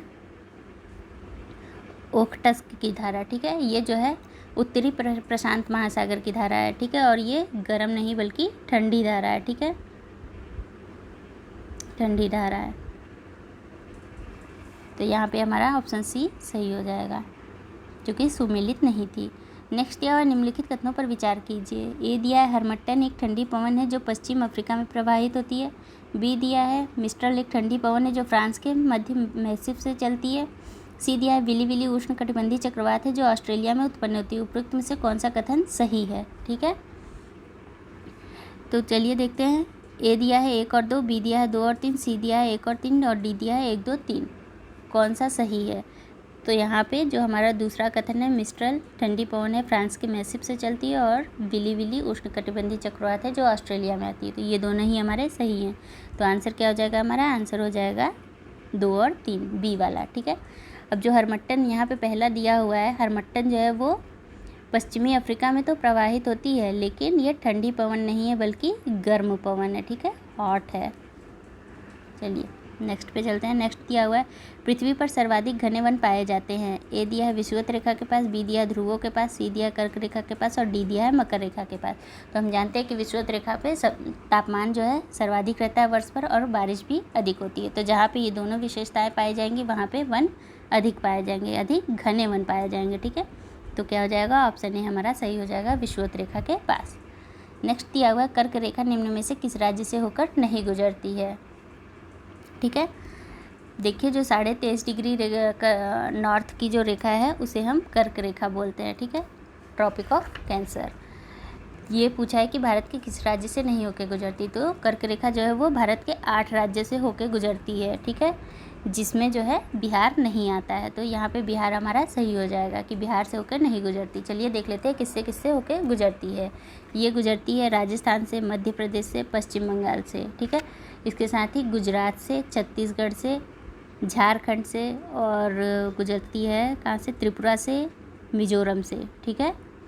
आई थिंक 8 हो गए, मैंने काउंटिंग नहीं की तो आप देख लीजिएगा, ठीक है, वैसे 8 हो गए हैं। सरक्रिक विवाद भारत में किस पड़ोसी देश के साथ है, ठीक है, सरक्रिक विवाद पूछ रहा है भारत का किस पड़ोसी देश के साथ है। तो जो सरक्रिक है ये जो है कहाँ पे है, ये हमारे कच्छ के रण में पाई जाती है। तो कच्छ का रण किधर है, हमारे पश्चिम साइड में है भारत के, ठीक है। तो चलिए देख लेते हैं, ए बांग्लादेश, बी चीन, सी म्यांमार और डी पाकिस्तान, ठीक है। तो इसमें मैंने ऑलरेडी बता दिया कि पश्चिम साइड में, तो आपको पता ही है कि पश्चिम साइड में सिर्फ यहाँ पे पाकिस्तान है, तो आंसर पाकिस्तान हो जाएगा, ठीक है, ऑप्शन डी। नेक्स्ट पे चलते हैं। नेक्स्ट क्वेश्चन है हमारा, निम्नलिखित में से कौन सा राज्य बांग्लादेश की सीमा से नहीं लगता है। देखिए जो बांग्लादेश है उसकी सीमा जो है भारत की सीमा से जो लगती है वो सबसे बड़ी है, ठीक है, यानी सही लाइन में कहे तो क्या हो जाएगा, बांग्लादेश के साथ जो भारत की सबसे लंबी सीमा है, स्थलीय सीमा बनाई जाती है, कितनी सॉरी, ये है टोटल 4096, ठीक है, लगभग इतने किलोमीटर की, ठीक है, सबसे लंबी सीमा बनाता है भारत के साथ बांग्लादेश। इसमें पूछा है कि कौन सी सीमा से नहीं लगता है। ए दिया है असम, बी दिया है मणिपुर, सी दिया है मिजोरम और डी दिया है त्रिपुरा। तो जो मणिपुर है वो जो है बांग्लादेश की सीमा से नहीं लगता है, ठीक है। कौन कौन से स्टेट लगते हैं, वो लगते हैं पश्चिम बंगाल, मेघालय, मिजोरम, असम, त्रिपुरा, 5 स्टेट लगते हैं, ठीक है। पाँचों के नाम हो गए, 3 यहाँ पे दिया हुआ है, असम, मिजोरम और त्रिपुरा। बस्ता कौन सा है, पश्चिम बंगाल, वेस्ट बंगाल, ठीक है, WB और मेघालय। ऑल राइट, चलिए आगे बढ़ते हैं। नेक्स्ट दिया हुआ है, निम्न में से कौन सा सुमेलित नहीं है। ए दिया है नीति दर्रा उत्तराखंड में, बी दिया है थांगला दर्रा सिक्किम में, सी दिया है सेनकोटा केरल में, डी दिया है बॉमडिला दर्रा अरुणाचल प्रदेश में, ठीक है। तो जो थांगला दर्रा है वो कहाँ पे है, ये भी जो है उत्तराखंड में है, न कि सिक्किम में, तो ये हमारा गलत हो जाएगा। बाकी 3 जो है वो सही हैं, नीति दर्रा उत्तराखंड में, सेनकोटा केरल में और बॉमडिला अरुणाचल। नेक्स्ट पे चलते हैं। नेक्स्ट दिया निम्न में से गंगा की सहायक नदी है। ए सोन, बी केन, तीसरा दिया हुआ कर्मनासा और चौथा दिया हुआ बनास। उपयुक्त के आधार पर सही विकल्प चुनना है, ठीक है। तो कौन सी नदी जो है वो गंगा की सहायक है, वो हो गई हमारी सोन, ठीक है, एक हो गई, और जो है कर्मनासा यानी तीसरी, ठीक है। तो 1 और 3 किस में आ रहा है हमारा, 1 और 3 आ रहा है ऑप्शन डी में, तो ये हमारा सही हो जाएगा, ठीक है। देखिए जो केन है वो किसकी है, केन जो है यमुना की सहायक है, ठीक है, और बनास जो है वो चंबल की सहायक है, ठीक है। चलिए नेक्स्ट पे चलते हैं। नेक्स्ट हमारा दिया हुआ है, भारत की झीलों के संदर्भ में निम्न में से कौन सा एक सुमेलित नहीं है। भारत की झील के बारे में बात कर रहा है। सबसे बड़ी कृत्रिम झील गोविंद बल्लभ पंत सागर, और बी दिया हुआ सर्वाधिक खारे पानी की झील पुलिकट झील, सी दिया है सर्वाधिक बड़ी मीठे पानी की झील वुलर झील, और डी दिया है सर्वाधिक ऊंचाई पर स्थित झील चोलामू झील। तो जो हमारा सर्वाधिक खारे पानी की झील है वो पुलिकट झील नहीं है, बल्कि कौन सी झील है, सांभर झील, ठीक है, जो कि कहाँ पे है, राजस्थान में। तो यहाँ पे ये हमारा गलत हो जाएगा, यहाँ पे ऑप्शन बी हमारा सही है, ठीक है। चलिए नेक्स्ट पे चलते हैं।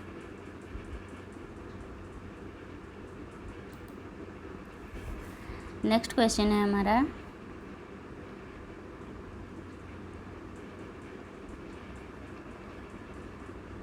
सेवेंटी 79 है, फूलों की घाटी किस राज्य में स्थित है। ए केरल में, बी हिमाचल प्रदेश में, सी उत्तराखंड में और डी जम्मू कश्मीर में।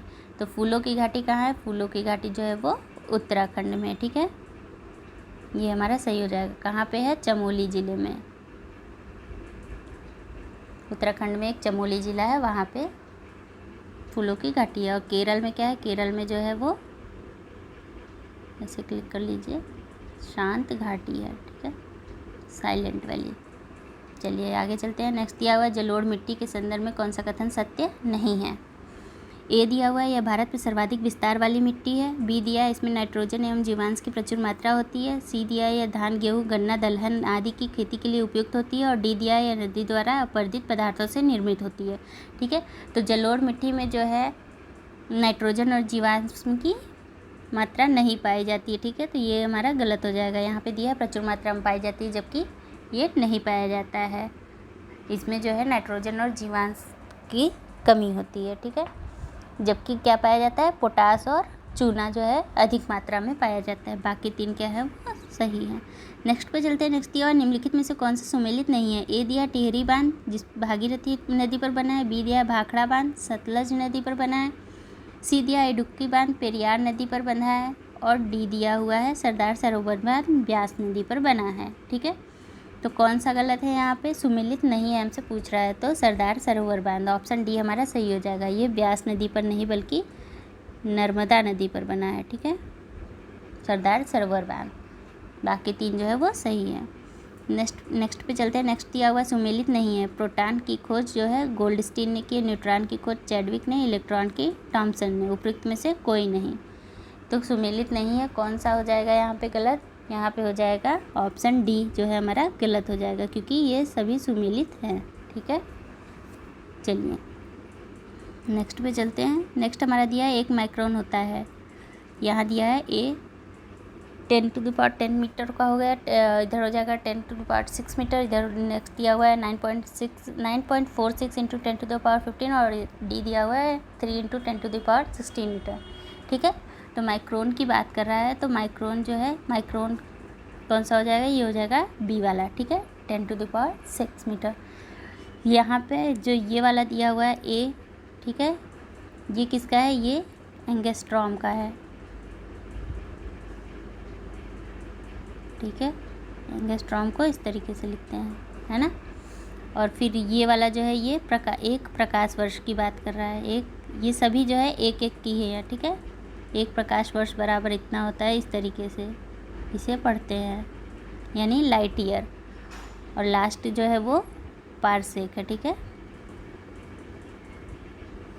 चलिए नेक्स्ट दिया हुआ है सुमेलित नहीं है। विभवांतर का जो है वोल्ट, ज्योति तीव्रता का कैंडला, पदार्थ की मात्रा का मोल, और डी दिया है विद्युत प्रतिरोध का केल्विन, ठीक है। तो हम जानते हैं कि विद्युत प्रतिरोध का मात्रक केल्विन नहीं बल्कि क्या होता है? ओम होता है, ठीक है। तो यहाँ पे डी हमारा सही हो जाएगा, जो कि सुमेलित नहीं है। अब नेक्स्ट दिया है सुमेलित है, हमको पूछा है, ठीक है। ए दिया है क्वांटम सिद्धांत चार्ल्स क्वांटम का। बी दिया सापेक्षता का सिद्धांत जॉन कार्बट का। और सी दिया है विद्युत अपघटन के नियम फैराडे का। और डी दिया है पाश्चुरीकरण नील बोहर का। यानी 3 इसमें गलत है, एक जो है वो सही है, ठीक है। तो क्या कौन सा सही है? यहाँ पे जो फैराडे का नियम है वो क्या है? विद्युत अपघटन का नियम, ठीक है, ये हमारा सही है यहाँ पे। तो हमारा यहाँ पे सी जो है वो सही हो जाएगा। जो क्वांटम का सिद्धांत है वो मैक्स प्लांक का दिया हुआ, ठीक है, मैक्स प्लांक।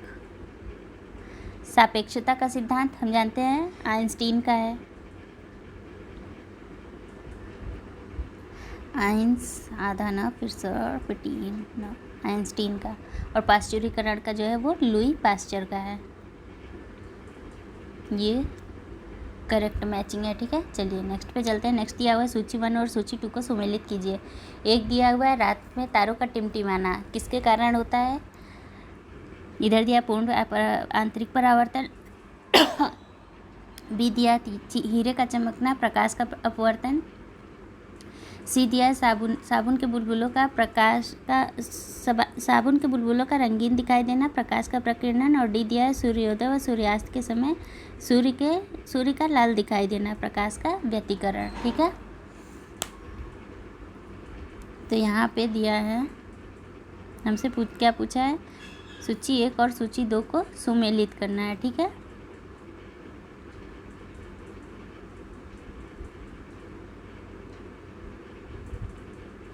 देखिए यहाँ पे जो है हमें कूट नहीं दिया हुआ है, तो चलिए यूँ ही मैच कर लेते हैं। दिया है रात में तारों का टिमटिमाना, ये किस कारण होता है? ये जो है प्रकाश के अपवर्तन के कारण होता है। ठीक है, फिर दिया है हीरे का चमकना, हीरे का चमकना पूर्ण आंतरिक परावर्तन के कारण होता है। नेक्स्ट दिया हुआ है साबुन के बुलबुलों का रंगीन दिखाई देना, किस कारण दिखाई देता है? ये दिखाई देता है प्रकाश के व्यतिकरण के कारण, और सूर्योदय और सूर्यास्त के समय लाल रंग प्रकाश के प्रकीर्णन के कारण दिखाई पड़ता है। ठीक है, इस तरीके से आप मैच कर लीजिएगा। यहाँ पे कूट नहीं दिया हुआ है। नेक्स्ट दिया हुआ है सुमेलित है, आँख नाक कान की जांच में समतल दर्पण का प्रयोग। बी दिया हुआ है सोलर कुकर में उत्तल लेंस का प्रयोग। सी दिया हुआ है सेविंग के लिए उत्तल दर्पण का प्रयोग। और डी दिया है सड़क के किनारे परावर्तक लैंपों में उत्तल दर्पण का प्रयोग। ठीक है, पूछा है कौन सा सुमेलित है, तो यहाँ पे कौन सा सुमेलित है? यहाँ पे जो है लास्ट वाला जो है ऑप्शन डी हमारा सुमेलित है। ठीक है, सड़क के किनारे परावर्तक लैंपों में उत्तल जो है दर्पण का यानी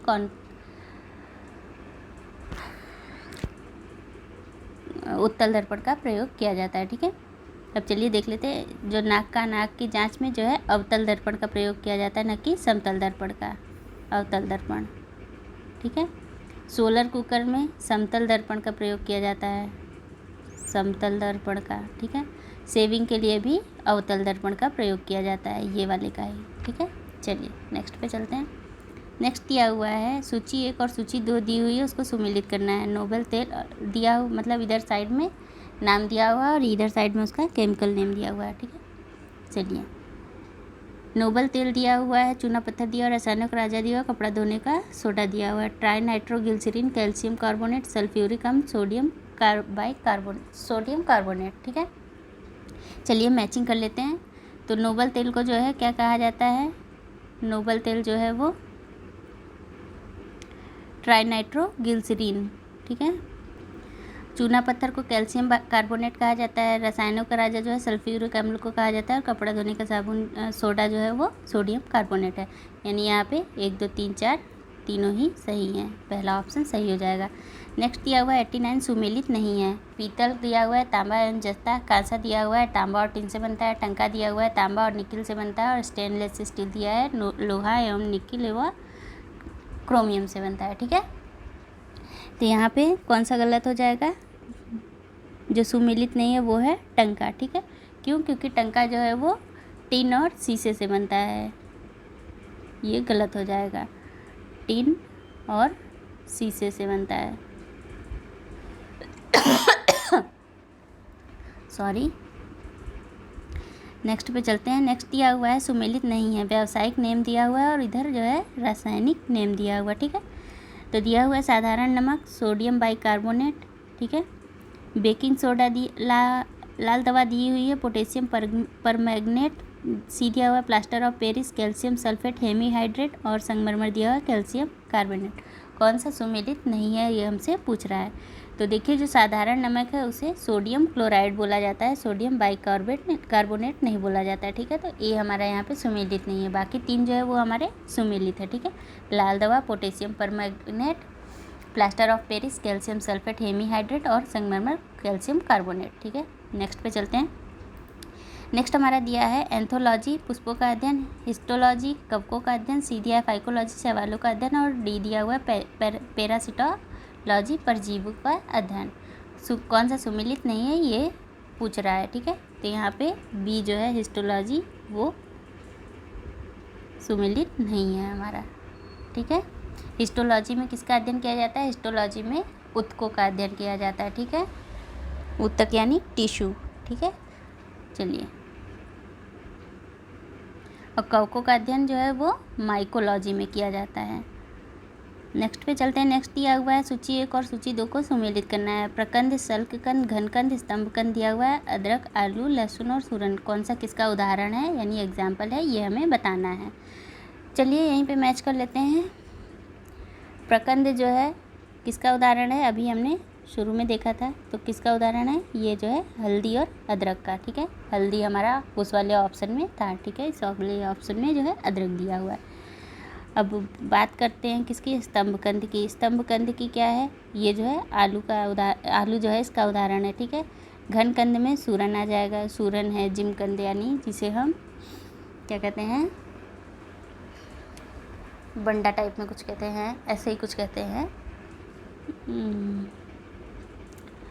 और शकरकंद बोलते हैं जिमकंद। और शल्ककंद क्या है? शल्ककंद जो है वो अब एक ही बच रहा है, लहसुन और प्याज का हो जाएगा। ठीक है, तो चलिए देख लेते हैं। पहले का एक दिया हुआ है, पहले का एक डी वाले में दिया हुआ है, तो हमारा यहाँ पे डी सही हो जाएगा। नेक्स्ट पे चलते हैं। नेक्स्ट दिया हुआ सुमेलित है। इथिलीन फूलों को खिलने में सहायक होता है। बी दिया है ट्राउमेटिन पौधों को जख्म भरने में सहायक होता है। सी दिया हुआ है ऑक्सीजन जीर्णता को रोकने में सहायक होता है। और डी दिया है साइटोकाइनिन पुष्पन में बाधक होता है। ठीक है, तो पूछा है कि कौन सा सुमेलित है। ठीक है, तो यहाँ पे जो ट्राउमेटिन है, ठीक है, ये जो है पौधों के जख्म भरने में सहायक है, सिर्फ यही सुमेलित है।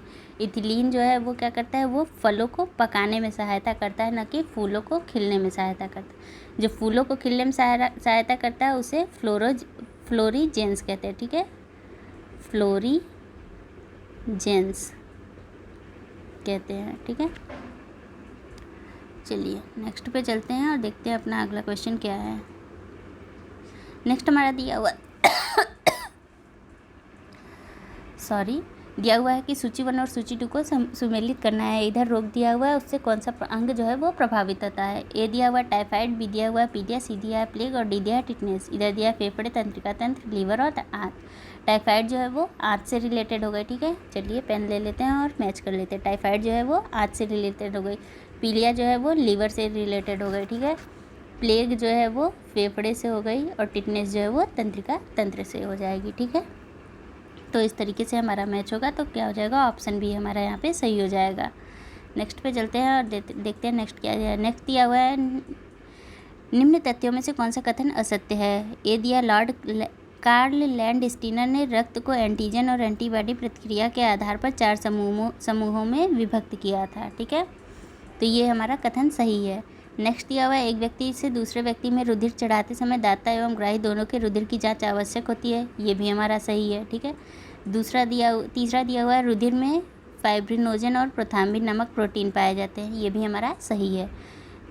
लास्ट दिया हुआ है D+, यानी डी जो दिया हुआ है बी पॉजिटिव ब्लड ग्रुप का व्यक्ति किसी भी ग्रुप के व्यक्ति को रुधिर दे सकता है। नहीं, ये जो है हमारा गलत हो जाएगा। ठीक है, ये हमारा असत्य है। कौन दे सकता है सभी को? ओ नेगेटिव वाला व्यक्ति जो है वो सभी को ब्लड दे सकता है। चलिए नेक्स्ट पे चलते हैं। नेक्स्ट दिया हुआ है सूची 1 और सूची 2 को सुमेलित कीजिए। सूची 1 दी हुई है ग्रंथि से और दूसरी दी हुई है वो कहाँ पे स्थित है। ठीक है, तो चलिए देख लेते हैं कौन सी कहाँ पे स्थित हुई है। पेन ले लेते हैं और फिर शुरुआत करते हैं अपनी। देखिए, जो थायराइड ग्रंथि होती है वो कहाँ पे होती है? वो गले में होती है। ठीक है,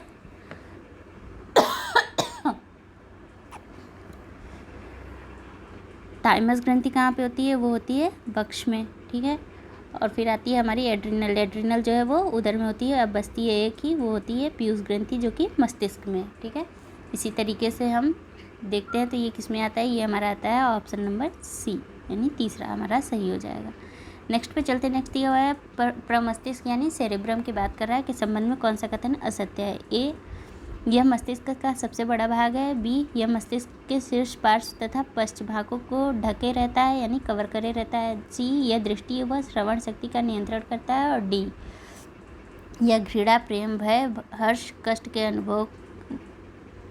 अनुभव क्रियाओं का नियंत्रण करता है। ठीक है, तो यहाँ पे जो हमारा सी वाला है ये जो है असत्य है। ठीक है, क्यों? क्योंकि ये मध्य मस्तिष्क से रिलेटेड है। मध्य मस्तिष्क, ठीक है, इससे रिलेटेड है। ये इधर साइड में आएगा, यहाँ पे नहीं रहेगा। ठीक है, चलिए नेक्स्ट पे चलते हैं और देखते हैं क्या दिया है। नेक्स्ट क्वेश्चन हमारा दिया निम्न कथनों पर विचार कीजिए। ए दिया है धमनियाँ रुधिर को हृदय से अंगों की ओर ले जाती हैं। दूसरा दिया हुआ है शिराएँ रुधिर को अंगों से हृदय की ओर ले जाती हैं। ठीक है, कौन सा कथन असत्य है? केवल एक, केवल दो, सी दिया है न तो एक न तो दो, और डी दिया है एक और दो, दोनों ही असत्य हैं। तो देखिए जो दोनों कथन दिए हुए दोनों ही कथन सही है, तो यहाँ क्या हो जाएगा, न तो एक न तो दो। ठीक है, नेक्स्ट पे चलते हैं, देखते हैं अगला क्वेश्चन।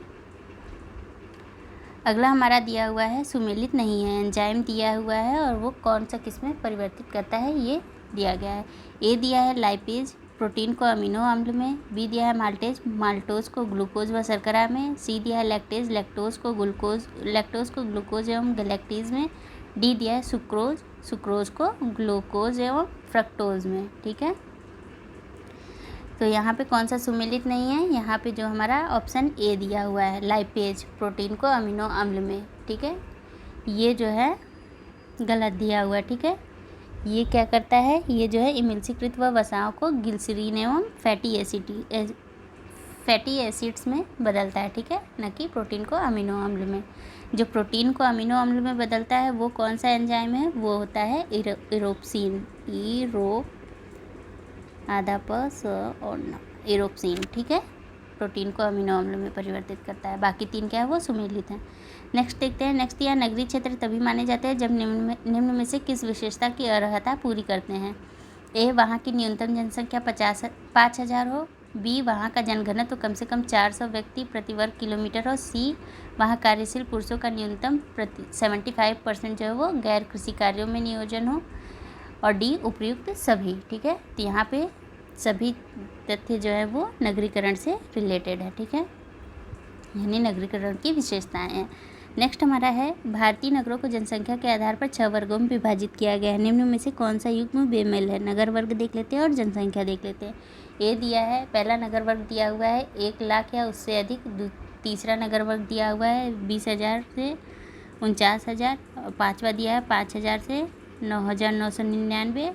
और दूसरा दिया हुआ है 19,999 से कम।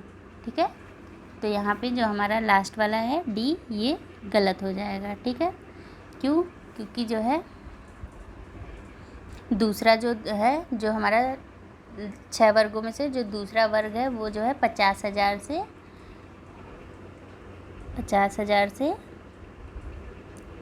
99,999 है। ठीक है, न कि 19,999 से कम। ये हमारे सेकंड वाले की वैल्यू है, यहाँ तक की जनसंख्या होनी चाहिए दूसरे में। नेक्स्ट पे चलते हैं। नेक्स्ट दिया हुआ कौन सा आयु वर्ग आर्थिक रूप से अनुत्पादक एवं सर्वाधिक व्ययशाली होता है। 0 से 14 वर्ष। बी दिया हुआ है 15 से 39 वर्ष। सी दिया है 40 से 64 वर्ष। और डी दिया है 65 वर्ष से अधिक। तो अनुत्पादक और सर्वाधिक व्ययशाली कौन से होते हैं, ये हमारा सही हो जाएगा। जो बच्चे होते हैं हमारे वो खर्च अधिक करते हैं, और जबकि उत्पादन यानी जॉब तो कुछ करते नहीं है, बच्चे होते हैं। ठीक है, तो हमारा पहला सही हो जाएगा। नेक्स्ट पे चलते हैं।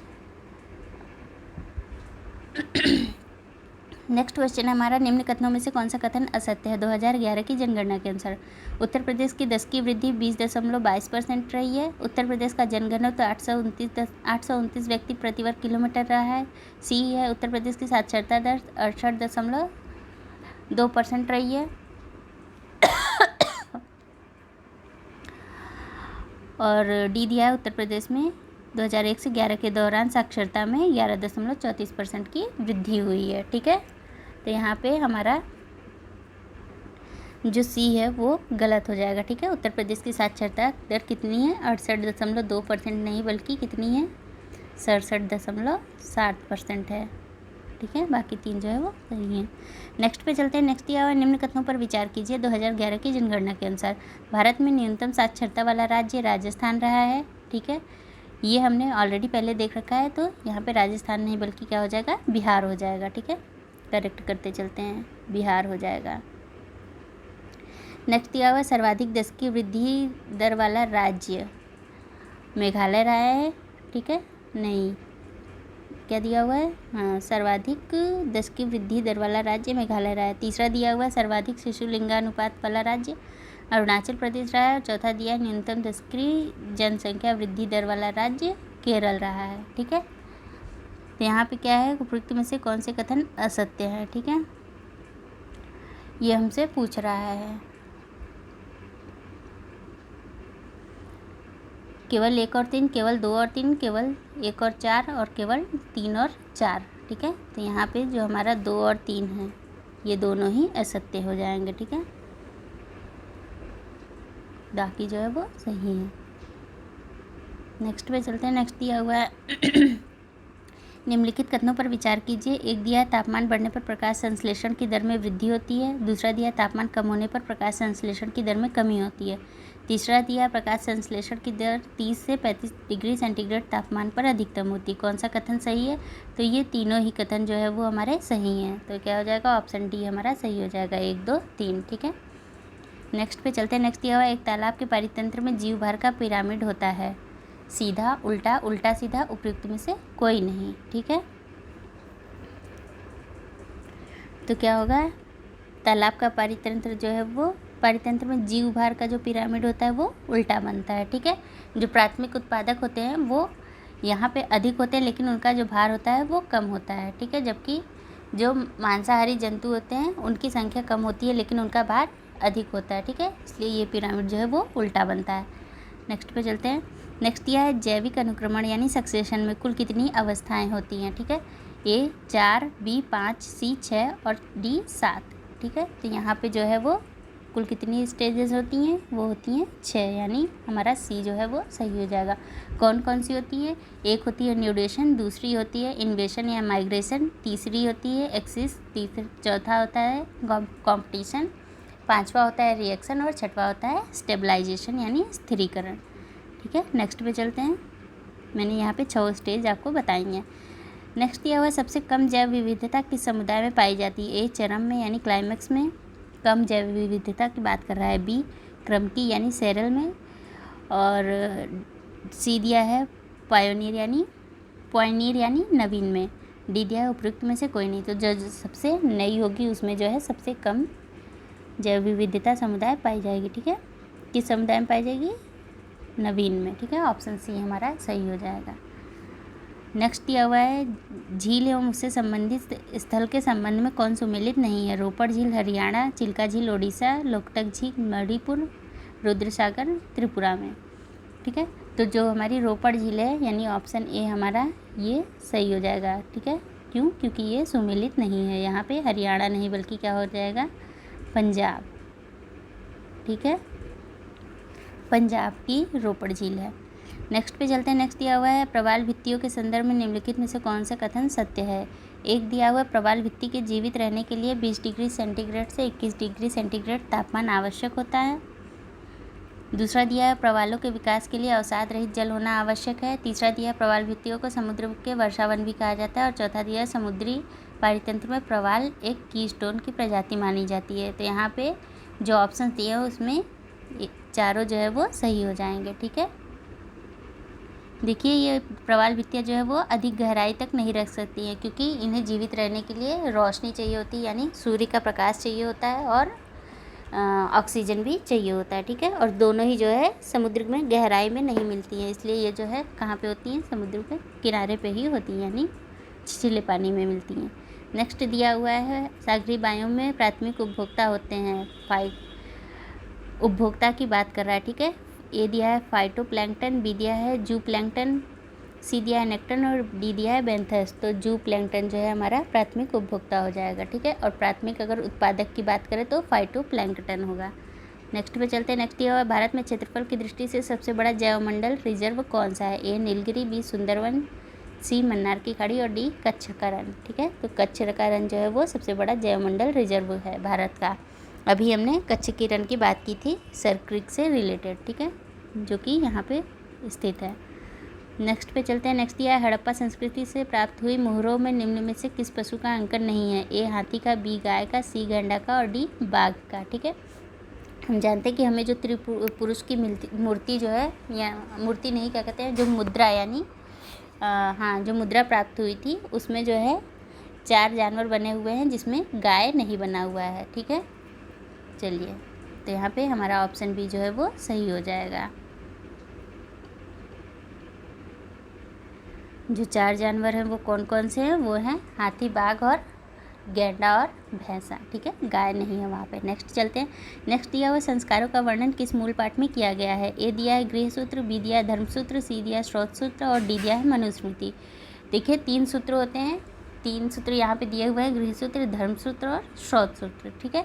तो जो संस्कारों का है वो हमारे गृहस्थ जीवन से रिलेटेड है, तो वो हमारे गृहसूत्र में मिलता है, ठीक है। 16 संस्कार होते हैं, 19 संस्कारों की यहाँ पे बात की जा रही है। नेक्स्ट दिया हुआ है संगम युग का कौन सा ग्रंथ बौद्ध धर्म से संबंधित था? ए मणिमेखले, बी शिल्पाधिकारम, सी तोल्काप्पियम और डी जो है तिरुक्कुरल।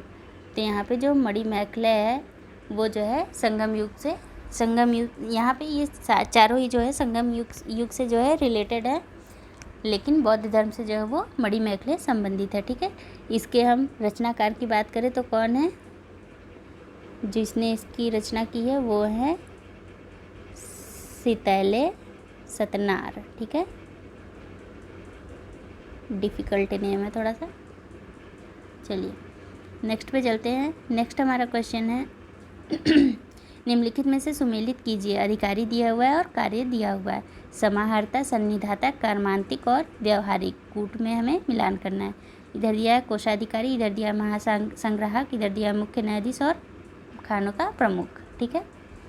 चलिए मिलान कर लेते हैं। जो कर्मांतिक होता है वो कौन होता है? वो खानों का प्रमुख होता है, ठीक है। व्यवहारिक कौन होते थे? वो मुख्य न्यायाधीश होते थे, ठीक है। और समाहर्ता जो है वो महासंग्राहक हो गया और सन्निधाता जो है वो कोषाधिकारी हो गया, ठीक है। समाहर्ता, महासंग्राहक, सन्निधाता जो है कोषाधिकारी यानी कोषाध्यक्ष भी कह सकते हैं। कर्मांतिक जो है वो खानों का प्रमुख हो गया और व्यवहारिक मुख्य न्यायाधीश। तो इस सीरीज़ में कौन सा मैच करता है हमारा? 2, 1, 4, 3 डी वाला, ठीक है। ऑप्शन डी हमारा सही हो जाएगा। नेक्स्ट दिया हुआ है भूमिदान का प्राचीनतम साक्ष्य किसके अभिलेख में मिलता है? ए मौर्य वंश, बी गुप्त वंश, सी सातवाहन वंश और डी कुषाण वंश। देखिए जो भूमिदान से रिलेटेड कॉन्सेप्ट है वो जो है हमें सातवाहनों में के शासन में मिलता है। माना जाता है कि सातवाहनों ने सबसे पहले भूमिदान देना शुरू किया था, ठीक है। तो यहाँ पे ऑप्शन बी हो जाए, ऑप्शन सी हमारा सही हो जाएगा। इनका जो है एक अभिलेख है विच इज नानाघाट अभिलेख, ठीक है। सबसे पहले भूमिदान के साक्ष्य हमें इसी अभिलेख से प्राप्त होते हैं। नेक्स्ट पे चलते हैं। नेक्स्ट दिया निम्नलिखित में से कालिदास की रचना नहीं है। ये बहुत बार ही हो गया है, तो डायरेक्टली आंसर पे ही टिक कर लेते हैं। आंसर हो जाएगा मृच्छकटिकम। ये किसकी रचना है? ये शूद्रक की रचना है, ठीक है, ठीक है। चलिए बाकी 3 क्या है? कालिदास की रचना है। और ये रघुवंश नहीं बल्कि रघुवंश है, यहाँ पे घ में ऊ की मात्रा भी लगेगी। चलिए नेक्स्ट क्वेश्चन देख लेते हैं। राजशेखर किसके दरबार को सुशोभित करते थे? ए महेंद्रपाल, बी कीर्तिवर्मा, सी भोज परमार और डी धर्मपाल। तो राजशेखर जो है वो महेंद्रपाल से संबंधित है, ठीक है। इनकी ही दरबार में ये रहते थे। अगर हम इनकी कुछ राजशेखर की कुछ पुस्तकें देखें तो कर्पूर मंजरी हमने ऑलरेडी पढ़ रखा था। कर्पूर मंजरी हो गई, काव्य मीमांसा हो गई, भुवन कोश हो गई, विद्यशाल भंजिका, ये सारे ही हमने ऑलरेडी पढ़ रखे थे, ठीक है। चलिए नेक्स्ट पे चलते हैं। नेक्स्ट दिया हुआ है राजराज प्रथम ने उत्तरी श्रीलंका को जीतकर नई राजधानी कहाँ बनाई थी? ये क्वेश्चन हमने लॉन्ग उसमें जो है काफ़ी कॉम्प्रिहेंसिव वे में डिस्कस किया था। तो किसे जो है राजधानी बनाई थी, नई राजधानी? पोलुनरुआ को, ठीक है, जिसका नाम उसने क्या रखा था? जननाथ मंगलम। आपको याद होगा तो मैंने इसे बताया था, ठीक है। उत्तरी श्रीलंका को जीता था, अनुराधापुर को नष्ट किया था और पोलुनरुआ को राजधानी बनाया था। नेक्स्ट पे चलते हैं। नेक्स्ट दिया है बलबन ने निम्नलिखित में से कौन सा कार्य नहीं किया है? पहला वंशावली की जांच, दूसरा गुप्तचर विभाग की स्थापना, तीसरा दीवाने अर्ज की स्थापना और चौथा सैनिकों का हुलिया लिखना। तो इसमें से जो 3 है वो तो बलबन से रिलेटेड है, लेकिन जो सैनिकों का हुलिया है वो किसने शुरू किया था? वो शुरू किया था अलाउद्दीन खिलजी ने, ठीक है। तो चौथा जो है वो गलत हो जाएगा। और एक और भी है यहाँ पे पूछा कौन सा कार्य नहीं किया था। हाँ, तो ऑप्शन सी हमारा सही हो जाएगा कि चौथा कार्य जो है वो अलाउद्दीन खिलजी ने किया था, ठीक है। चलिए नेक्स्ट पे चलते हैं। नेक्स्ट दिया हुआ है दिल्ली सल्तनत के किस सुल्तान ने चराई और गढ़ी कर लगाए थे? गढ़ी कर यानी हाउस टैक्स, ठीक है, और चराई कर यानी जो पशु चारा चरते थे उस पे कर लगाया गया था। तो किस सुल्तान ने लगाया था? इस बात की चलिए देख लेते हैं option A Balban, B Alauddin Khilji, C Mohammad Tughlaq और डी फिरोज़ तुगलक। तो यहाँ पे जो है अलाउद्दीन खिलजी ने जो है ये टैक्स लगाया था, ठीक है। हाउस टैक्स आज भी लगते हैं, तो ये देखिए कितने पुराने टाइम से ही चल रहा है। सबसे पहले अलाउद्दीन खिलजी ने लगाया था। नेक्स्ट पे चलते हैं। नेक्स्ट हमारा दिया है निम्नलिखित को क्रमानुसार सजाएं। ए दिया है संगम, बी दिया है तुलुब, सी दिया है अराविडू और चौथा दिया है सुल्लूबन।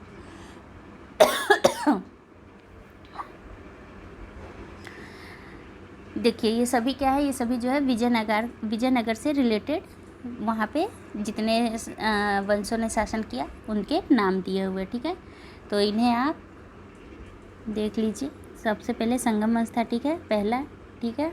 उसके बाद जो है संगम वंश के बाद सुलूब वंश आता है, ये हमारा दूसरा हो जाएगा। उसके बाद जो है तुलुब वंश आ जाता है, ये हमारा तीसरा हो जाएगा। और उसके बाद जो है चौथा आता है अराविडू वंश। आप इसे किस तरीके से याद कर सकते हैं, SSTA, ठीक है, सस्ता से भी याद कर सकते हैं। तो यहाँ पे हमारा क्या हो जाएगा, सी जो है वो सही हो जाएगा। 1 4 1 4 2 3, ठीक है, इस तरीके से। तो आप सस्ता से याद कर लीजिए। एस से संगम, एस से सुलूब, टी से तुलुब और ए से अराविडू, ठीक है, ये निमोनिक है। नेक्स्ट पे चलते हैं। नेक्स्ट हमारा दिया हुआ है निम्नलिखित में से किसके शासनकाल में गंजे सवाई की घटना हुई। ए जहांगीर, बी शाहजहां, सी औरंगजेब और डी बहादुर शाह, ठीक है। तो ये किसके समय में हुई, ये घटना जो है औरंगजेब के समय में हुई थी, मुग़ल शासक औरंगजेब के समय में। गंजे सवाई जो है क्या था, ये जो है सूरत का एक व्यापारिक बेड़ा था, ठीक है, जिससे वो क्या करता था, व्यापार भी करते थे और क्या करते थे, मक्का जो है नागरिकों को जो है मक्का भी ले जाते थे। लेकिन औरंगजेब के काल में क्या हुआ, इसे जो है डाकुओं ने लूट लिया। कब लूटा, 1695 में, ठीक है, डाकुओं ने इसे लूट लिया था। तो ये घटना जो है पूछ रहा है कि गंज सवाई की घटना किसके समय में हुई थी। नेक्स्ट दिया हुआ है बाबर के पास तोपचियों में कौन कौन थे। ए उस्ताद अली, 2 रूमी खां, तीसरा दिया है मुस्तफ़ा और चौथा दिया है सिकंदर खां। तो हम जानते हैं कि बाबर के समय में उस्ताद अली और मुस्तफ़ा ये 2 तोपची थे बाबर के पास, ठीक है। तो क्या हो जाएगा, 1 और 3, यानी ऑप्शन सी हमारा सही हो जाएगा। नेक्स्ट पे चलते हैं। नेक्स्ट हमारा दिया हुआ है, अब हमारा रीजनिंग आ गया, ठीक है। बोला है कि इसको जो है ये लिखते हैं, कोड किया जाता है, तो माउंटेड को क्या कोड किया जाएगा, ठीक है। तो चलिए देख लेते हैं। चलिए इसका मैं पैटर्न आपको बता दे रही हूँ, ठीक है। टोटल कितने वर्ड हैं, 1 2 3 4 5 6 7, तो 7 हैं। तो आप इसे इस तरीके से लिख लीजिए, OPULENT, ठीक है। 7 है तो 3 इधर हो गए और 3 इधर, तो बीच वाले का ये रहा, ठीक है। इसको जो है M लिख लीजिए, ये +1 है, ठीक है। सब में +1 किया है, ठीक है, लेकिन क्रॉस में, इधर जो है क्रॉस में हो गया है और इधर यूँ हो गया, ठीक है। ये वाला पैटर्न है, जैसे हमने पहले भी किया था उसी तरीके से ये पैटर्न है, ठीक है। तो चलिए O का क्या हो जाएगा, O में अगर हम +1 सारे में +1 करना है, O में +1 करेंगे तो यहाँ पे P हो जाएगा, ठीक है। और इधर जो है P में प्लस करेंगे 1 तो Q हो जाएगा, और U में प्लस करेंगे तो 1 तो V हो जाएगा, ठीक है। और इधर भी इसी तरीके से दिया हुआ है, E में +1 करेंगे तो क्या हो जाएगा, F हो जाएगा, ठीक है। और T में अगर +1 करेंगे तो U हो जाएगा, और N का क्या हो जाएगा, O हो जाएगा। सब में +1 करना है, ठीक है। तो ये हमारा आ जाएगा। तो यहाँ पे हमारा आंसर क्या हो जाएगा, हमारा आंसर हो जाएगा ये B वाला, ठीक है, VPNOEFU। चलिए नेक्स्ट पे चलते हैं, देखते हैं नेक्स्ट हमारा क्या दिया हुआ है। थोड़ा सा फास्ट चलेंगे क्योंकि जो है टाइम बहुत ज़्यादा हो जा रहा है। दिया है निश्चित कोड में इस रो हाउस को ये कहेंगे, तो इसको क्या कहेंगे, लिखा गया है, ठीक है, इसको ये कहेंगे। तो इस भाषा में कोड को क्या कहेंगे, देखिए जैसे R के लिए 5 वर्ड लिया गया है, डिजिट लिया गया है, O के लिए 7 लिया गया है, W के लिए 3 लिया गया है। इसी तरीके से बोला है कि क्या लिखेंगे इसको, तो इसको क्या लिखेंगे, इसको लिखेंगे 19528, ठीक है, ये हमारा आंसर हो जाएगा। नेक्स्ट दिया हुआ है 6 मित्र पूरब की तरफ मुँह करके बैठे। पूरब तरफ की मुँह करके बैठने का मतलब है कुछ इस तरीके से, ठीक है। तो देख लीजिए यहाँ पे दिया हुआ है कि ABCD बैठे हुए हैं, C बीच में है A और E के, ठीक है। तो C को बीच में बिठा दीजिए, किसके, A के और E के, ठीक है। दिया है B E के निकटतम और लेकिन D के दाईं ओर है, ठीक है। और F जो है दाएं छोर पर नहीं है, तो दाएं छोर पर कौन है ये पूछ रहा है, ठीक है। तो आप जब सीरीज़ बनाएंगे तो देखिएगा सीरीज़ जो है कुछ इस तरीके से बनेगी। यहाँ पे हो जाएगा F, ये हो जाएगा A, ये हो जाएगा C, ये E हो जाएगा, ये B हो जाएगा और ये जो है D हो जाएगा। 6 दोस्त इस तरीके से बैठेंगे। तो जो दाईं तरफ होगा वो कौन हो जाएगा, दाएं छोर पे कौन आया, हमारा आंसर हो जाएगा हमारा यहाँ पे D हो जाएगा, ठीक है। ये दाहिनी छोर पे आएगा। नेक्स्ट पे चलते हैं। एक लड़के ने एक लड़की की ओर इशारा करते हुए कहा कि वह मेरी पत्नी की पुत्री की बहन है। वह लड़का उस लड़की से किस प्रकार संबंधित है, ठीक है।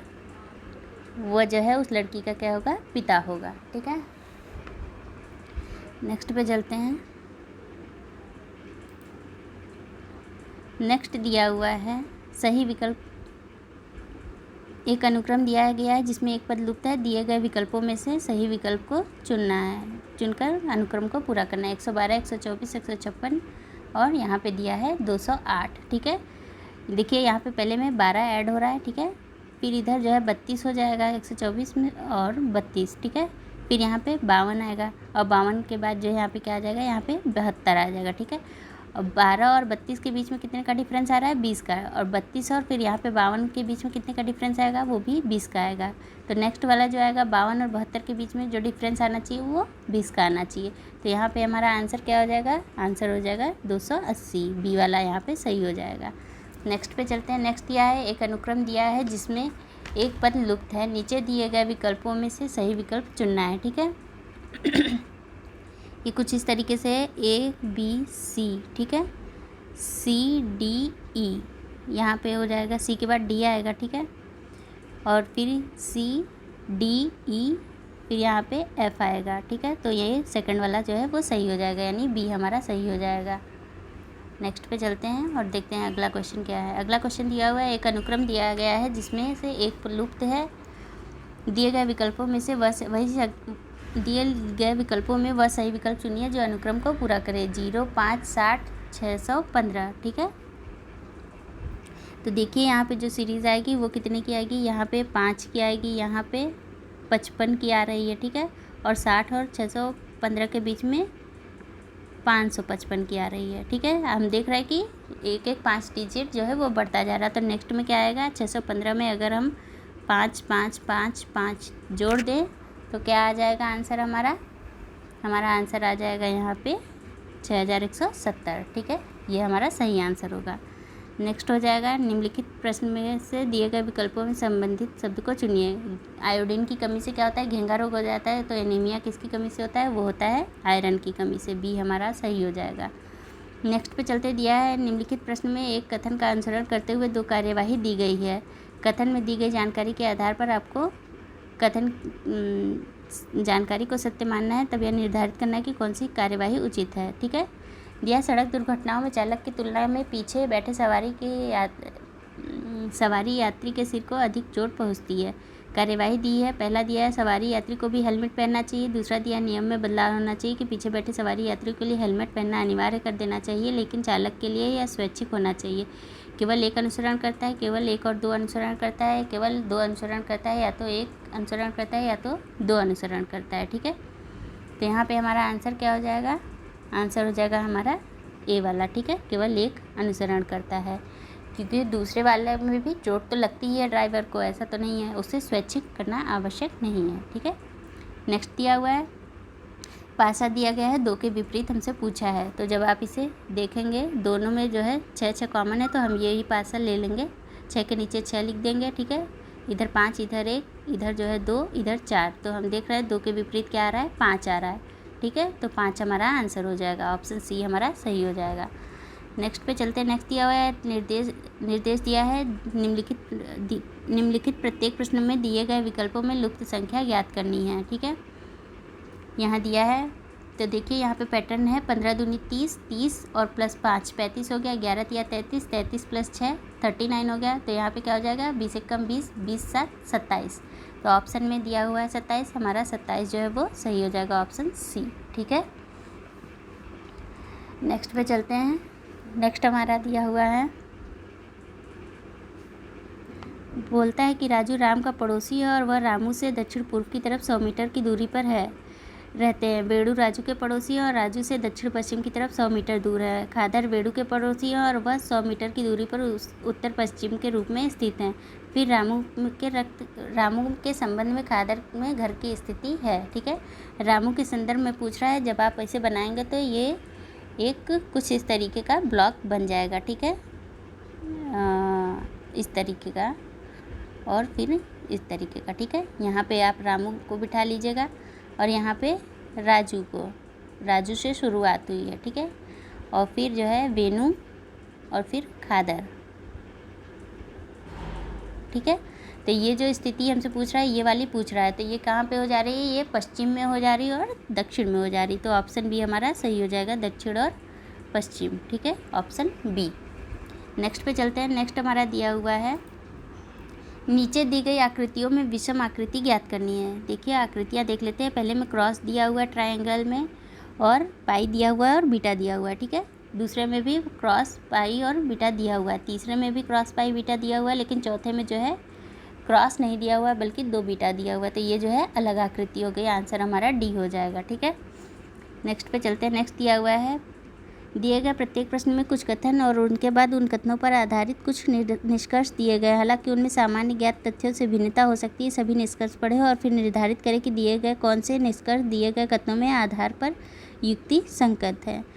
कथन दिया कोई शहर देश नहीं है। ठीक है, तो शहर और देश अलग अलग हुआ है। ये हो गया शहर हो गया, ये हो गया देश हो गया। ठीक है, ये और फिर दिया कोई गांव शहर नहीं है, तो तीनों ही जो है वो अलग ब्लॉक बन रहे हैं। तो क्या हो गया, केवल एक निष्कर्ष सही है, केवल निष्कर्ष 2 सही है, दोनों ही निष्कर्ष सही हैं। और लास्ट दिया हुआ है, न तो निष्कर्ष 1 और न ही निष्कर्ष 2 सही है। ठीक है, तो यहाँ पे हमारा आंसर हो जाएगा ऑप्शन डी, क्योंकि तीनों में कोई सामंजस्य नहीं दिखाई पड़ रहा है हमें। नेक्स्ट दिया हुआ है, निम्नलिखित प्रश्न में दिए गए विकल्पों में लुप्त संख्या और लुप्त अंक ज्ञात करना है। ठीक है, तो देख लेते हैं। यहाँ पे दिया है 5 तिहाई 15 और 15 चौका 60 हो जाएगा। ठीक है, 2 छक्के 12 और 12 सत्ते 84। तो 3 पच्चे 15, 15 दूनी कितना होना चाहिए, ये होना चाहिए 30। ठीक है, ऑप्शन सी।